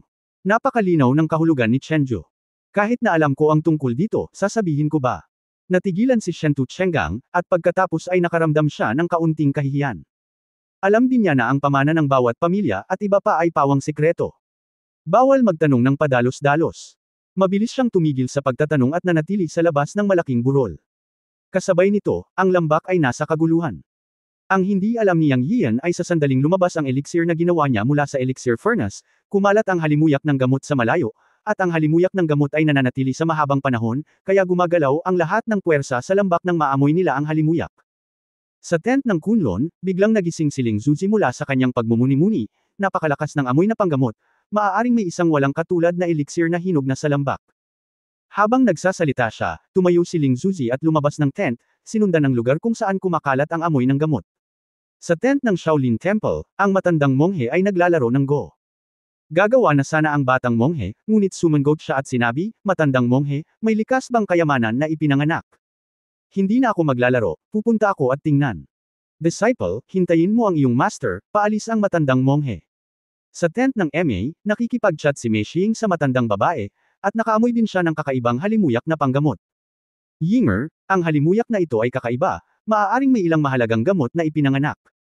Tara na at tingnan natin. Sabi ng matandang babae. Naisip ito ni Mei Xing at sinabing, Guro, imposible. Ito ay lambak, hindi isang lihim na lugar. Anong uri ng mahalagang gamot ang maaaring mayroon? Umiling ang matandang babae at sinabing, mali ka. Posible dahil ang lambak na ito ay isang lihim na lugar. May mga tala na ang lambak ay may 1,000 taong gulang na Ganoderma lucidum sa dinastiyang Ming. Ang halimuyak ng gamot ay tumatago sa buong lambak. Tara na at tingnan natin. Sa gilid ng burol sa hilaga ng lambak, sa isang malaking tolda na may napakarilag na sinturon at sinaunang kulay, isang binata ang nakikipag-inuman kasama ang isang matanda. Pareho silang nakadamit na parang mga lingkod ng mga etnikong minorya. Ang dalawang taong ito ay sina Miao Maotian, ang dakilang elder ng Miao Village, isa sa mga sinaunang sekta, at Miao Long, ang batang punong nayon. Ito ay ang halimuyak ng gamot na napakalakas na nagpaparefresh ng mga tao. Xiaolong, pumunta ka at tingnan mo, sabi ni Miao Maotian. Ito ang dakilang elder. Halos lahat ng tao sa lambak ay lumipat, at lahat ay naamoy ang halimuyak ng gamot at pumunta sa malaking tent kung saan naroon si Yang Yio. Sa sandaling ito, hindi alam ni Yang Yio na pinadalisay niya ang isang hurno ng mga meridian na tabletas na may tubig ng buhay, na talagang umaakit ng mga tao mula sa buong lambak. Pagkatapos niyang kolektahin ang mga tabletas sa kanyang kamay, kinuha niya ang isang tableta upang tingnan ito, at nalaman na ang meridian na tableta na may idinagdag na tubig ng buhay ay ganap na naiiba sa orihinal na meridian na tableta. Kabanata 510, maihahambing sa Huatuo sa mundo. Ayon sa orihinal na paglalarawan ng recipe ng meridian peel, ang natapos na meridian peel ay dapat nagatas na puti pagkatapos na pino, ngunit ngayon pagkatapos idagdag ang tubig ng buhay, ang tableta ay ganap na naging esmeralda berde. Bukod dito, ang tableta, na kasing laki ng isang salamin na marmol, ay mukhang bilog, puno at makinis, at may mahinang kinang. Ang mas nakapagtataka ay may mga ugat sa ibabaw ng tableta na parang cirrus cloud, na nagdaragdag ng kaunting kaakit-akit na kulay sa tableta. Ang kulay ng buong meridian peel ay nagbago, at mayroong higit pang mga ugat. Alam ni Yang Yio na ito ang pattern ng tableta. Ayon sa mga tala, ang mga high-end na tabletas lamang ang may mga pattern ng tableta. Ngayon ang mga pattern ng tableta na lumalabas lamang sa mga high-end na tabletas ay lumabas na sa sarili niyang mga low-end na tabletas, na nagpabuntong hininga kay Yang Yio. Hindi kaya ang tubig ng buhay ay talagang isang mahiwagang gamot.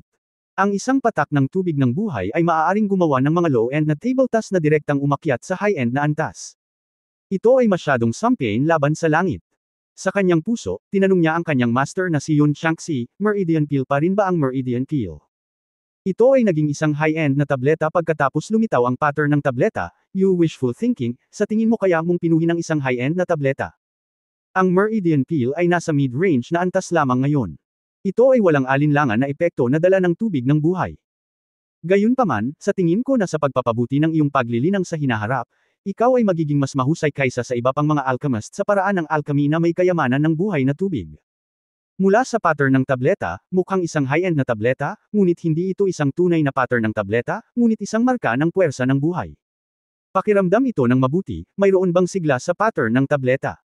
Sabi ni Yun Changxi kay Yang Yio. Agad itong naramdaman ni Yang Yio, at totoo ito. Ang ibig mong sabihin ay hindi ang pattern ng tableta na mayroon lamang mga high-end na tabletas, ngunit ang natatanging marka na dinala sa tableta ng tubig ng buhay, tama? Tanong ni Yang Yio. Mauunawaan mo ito sa ganoong paraan, ngunit sa palagay ko ang natatanging marka ng tubig ng buhay ay hindi gaanong naiiba sa tunay na epekto ng Danwen. Ito ay talagang nakakalito. Ano sa lupa ang Chen-kun pot na maaaring magparami ng isang mahiwagang bagay tulad ng tubig ng buhay? Ang boses ni Yun Changxi ay puno ng haka-haka at pagkalito. Ikaw, na nasa Chen-kun pot space, hindi mo alam, kaya hindi ko na alam. Oo nga pala, matanda, maaari na rin akong pumasok sa espasyo ng Chen-kun pot. Bakit hindi ko makita kung nasaan ka sa bawat oras? Tinanong ni Yang Yio ang tanong na noon pa niya gustong malaman. Ang Chen-kun pot ay walang alinlangan na pinakamataas na kayamanan sa mundo. Ang kaluluwa ng aking Panginoon ay iniligtas ng Chen-kun pot, ngunit siya rin ay nakulong dito sa loob ng 10,000 taon. Siya ay nasa kaguluhan at walang ideya tungkol sa pinagmula ng Chen-kun pot.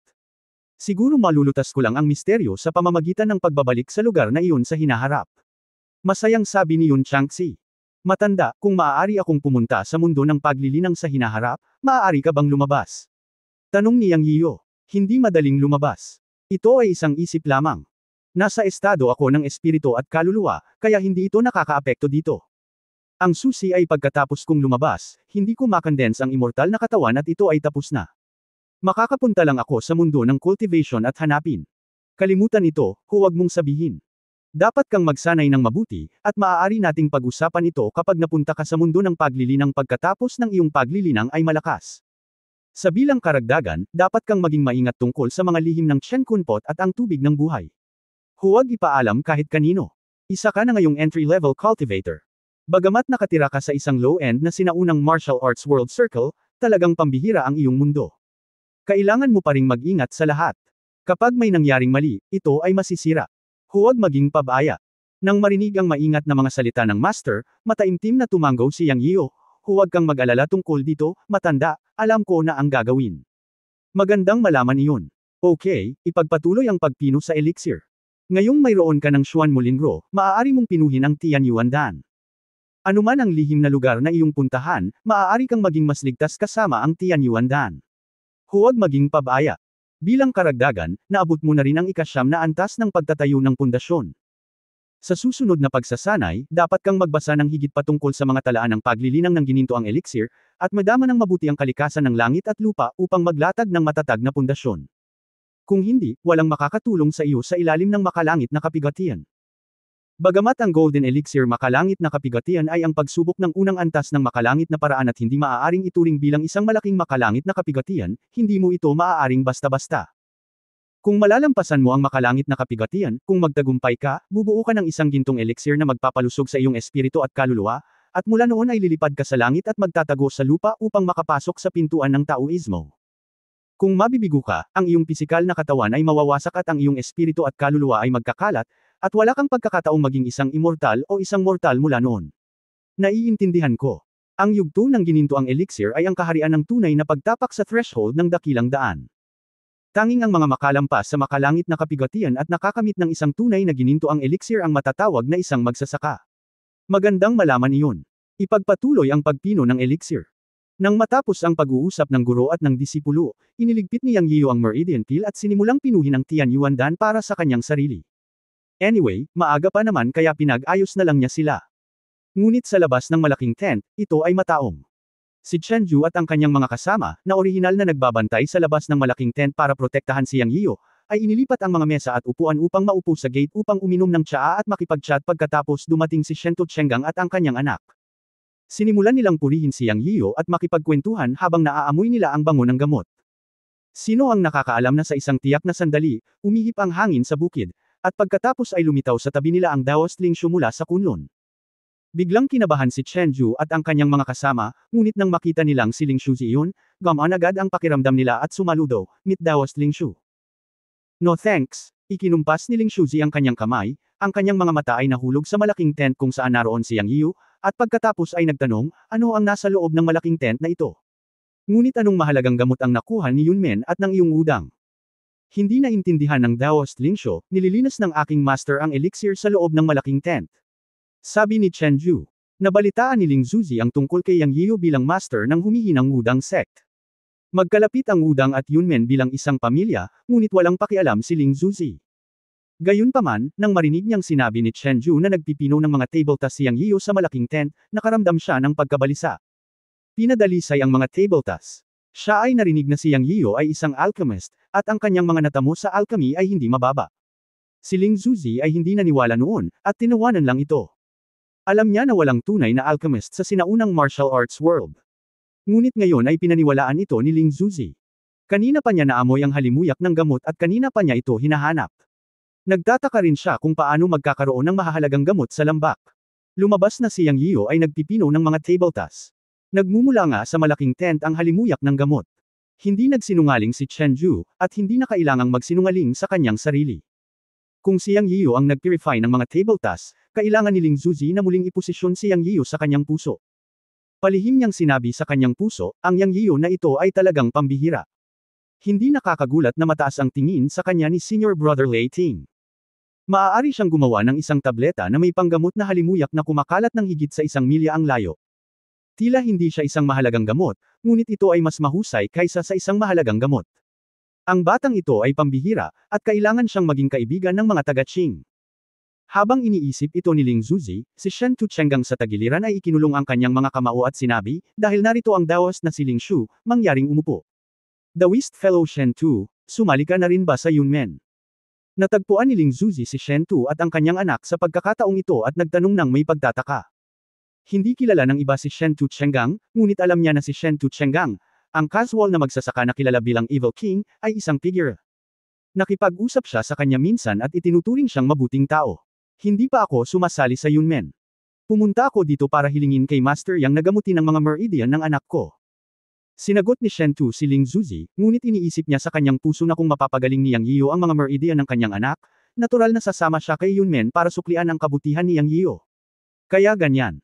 Kaya't si Yang Yiyo ay isang dalubhasa sa medisina, casual na sabi ni Ling Zuzi. Shen sinabi ni Ju na may pagmamalaki sa kanyang mukha, ang mga kasanayan sa medikal ng aking Panginoon ay maihahambing sa kay Huatuo, at mayroon siyang walang kamatayang mga pamamaraan. Immortal na pamamaraan. Haha, kung gusto mong may gumamot sa mga mortal na sakit na may immortal na pamamaraan na maihahambing sa Huatuo, medyo naniniwala pa rin ako, pero ang yabang mo sa mga sinaunang martial artist, hindi ka ba natatakot na makagat ang iyong dila? Isang matandang boses na puno ng paghamak ang narinig, hindi si Ling Zuzi ang nagsalita, tiningnan ito ni Chen Ju at nagbago ang kanyang mukha, at sinabi sa malalim na boses, si Miao Maotian pala, ang Miao Saint, ang dumating. Paumanhin, gaano kahusay ang mga kasanayang medikal ng aking Panginoon. Ang mahalaga ay ang kanyang tunay na kakayahan. Anyway, siguradong gagaling siya sa meridian problem ni Shen Tu-shi. Iniisip ko kung ganoon din ang Miao Saint. Shenju ay mula sa Wudang, at palaging magkasalungat ang Wudang at Miao Village. Ito pa rin ang sama ng loob ng nakaraang henerasyon, na nagpatuloy hanggang sa puntong ito. Ang mga meridian ni Shen Tu-shi ay may karamdaman. Wala akong ganoong kakayahan. Hindi ko lang alam kung ang iyong amo ay si Huatuo na nabubuhay pa. Mag-ingat na huwag masira ang iyong bibig sa ilalim ng iyong pandiya. Si Miao Maotian ay ang dakilang elder ng Miao Village at gayon din ang Miao Shengsho ng Miao Village. Siya ay isang kinikilalang medikal na master sa sinaunang martial arts world, ngunit mas maraming tao ang tumatawag sa kanya na Miao Heisho sa kanyang likuran dahil naniningil siya ng pera sa isang itim na puso. Hindi ba kailangang mag-alala si Miao Shengsho tungkol dito? Malamig na umungol si Chen Ju. Talagang buhay na buhay.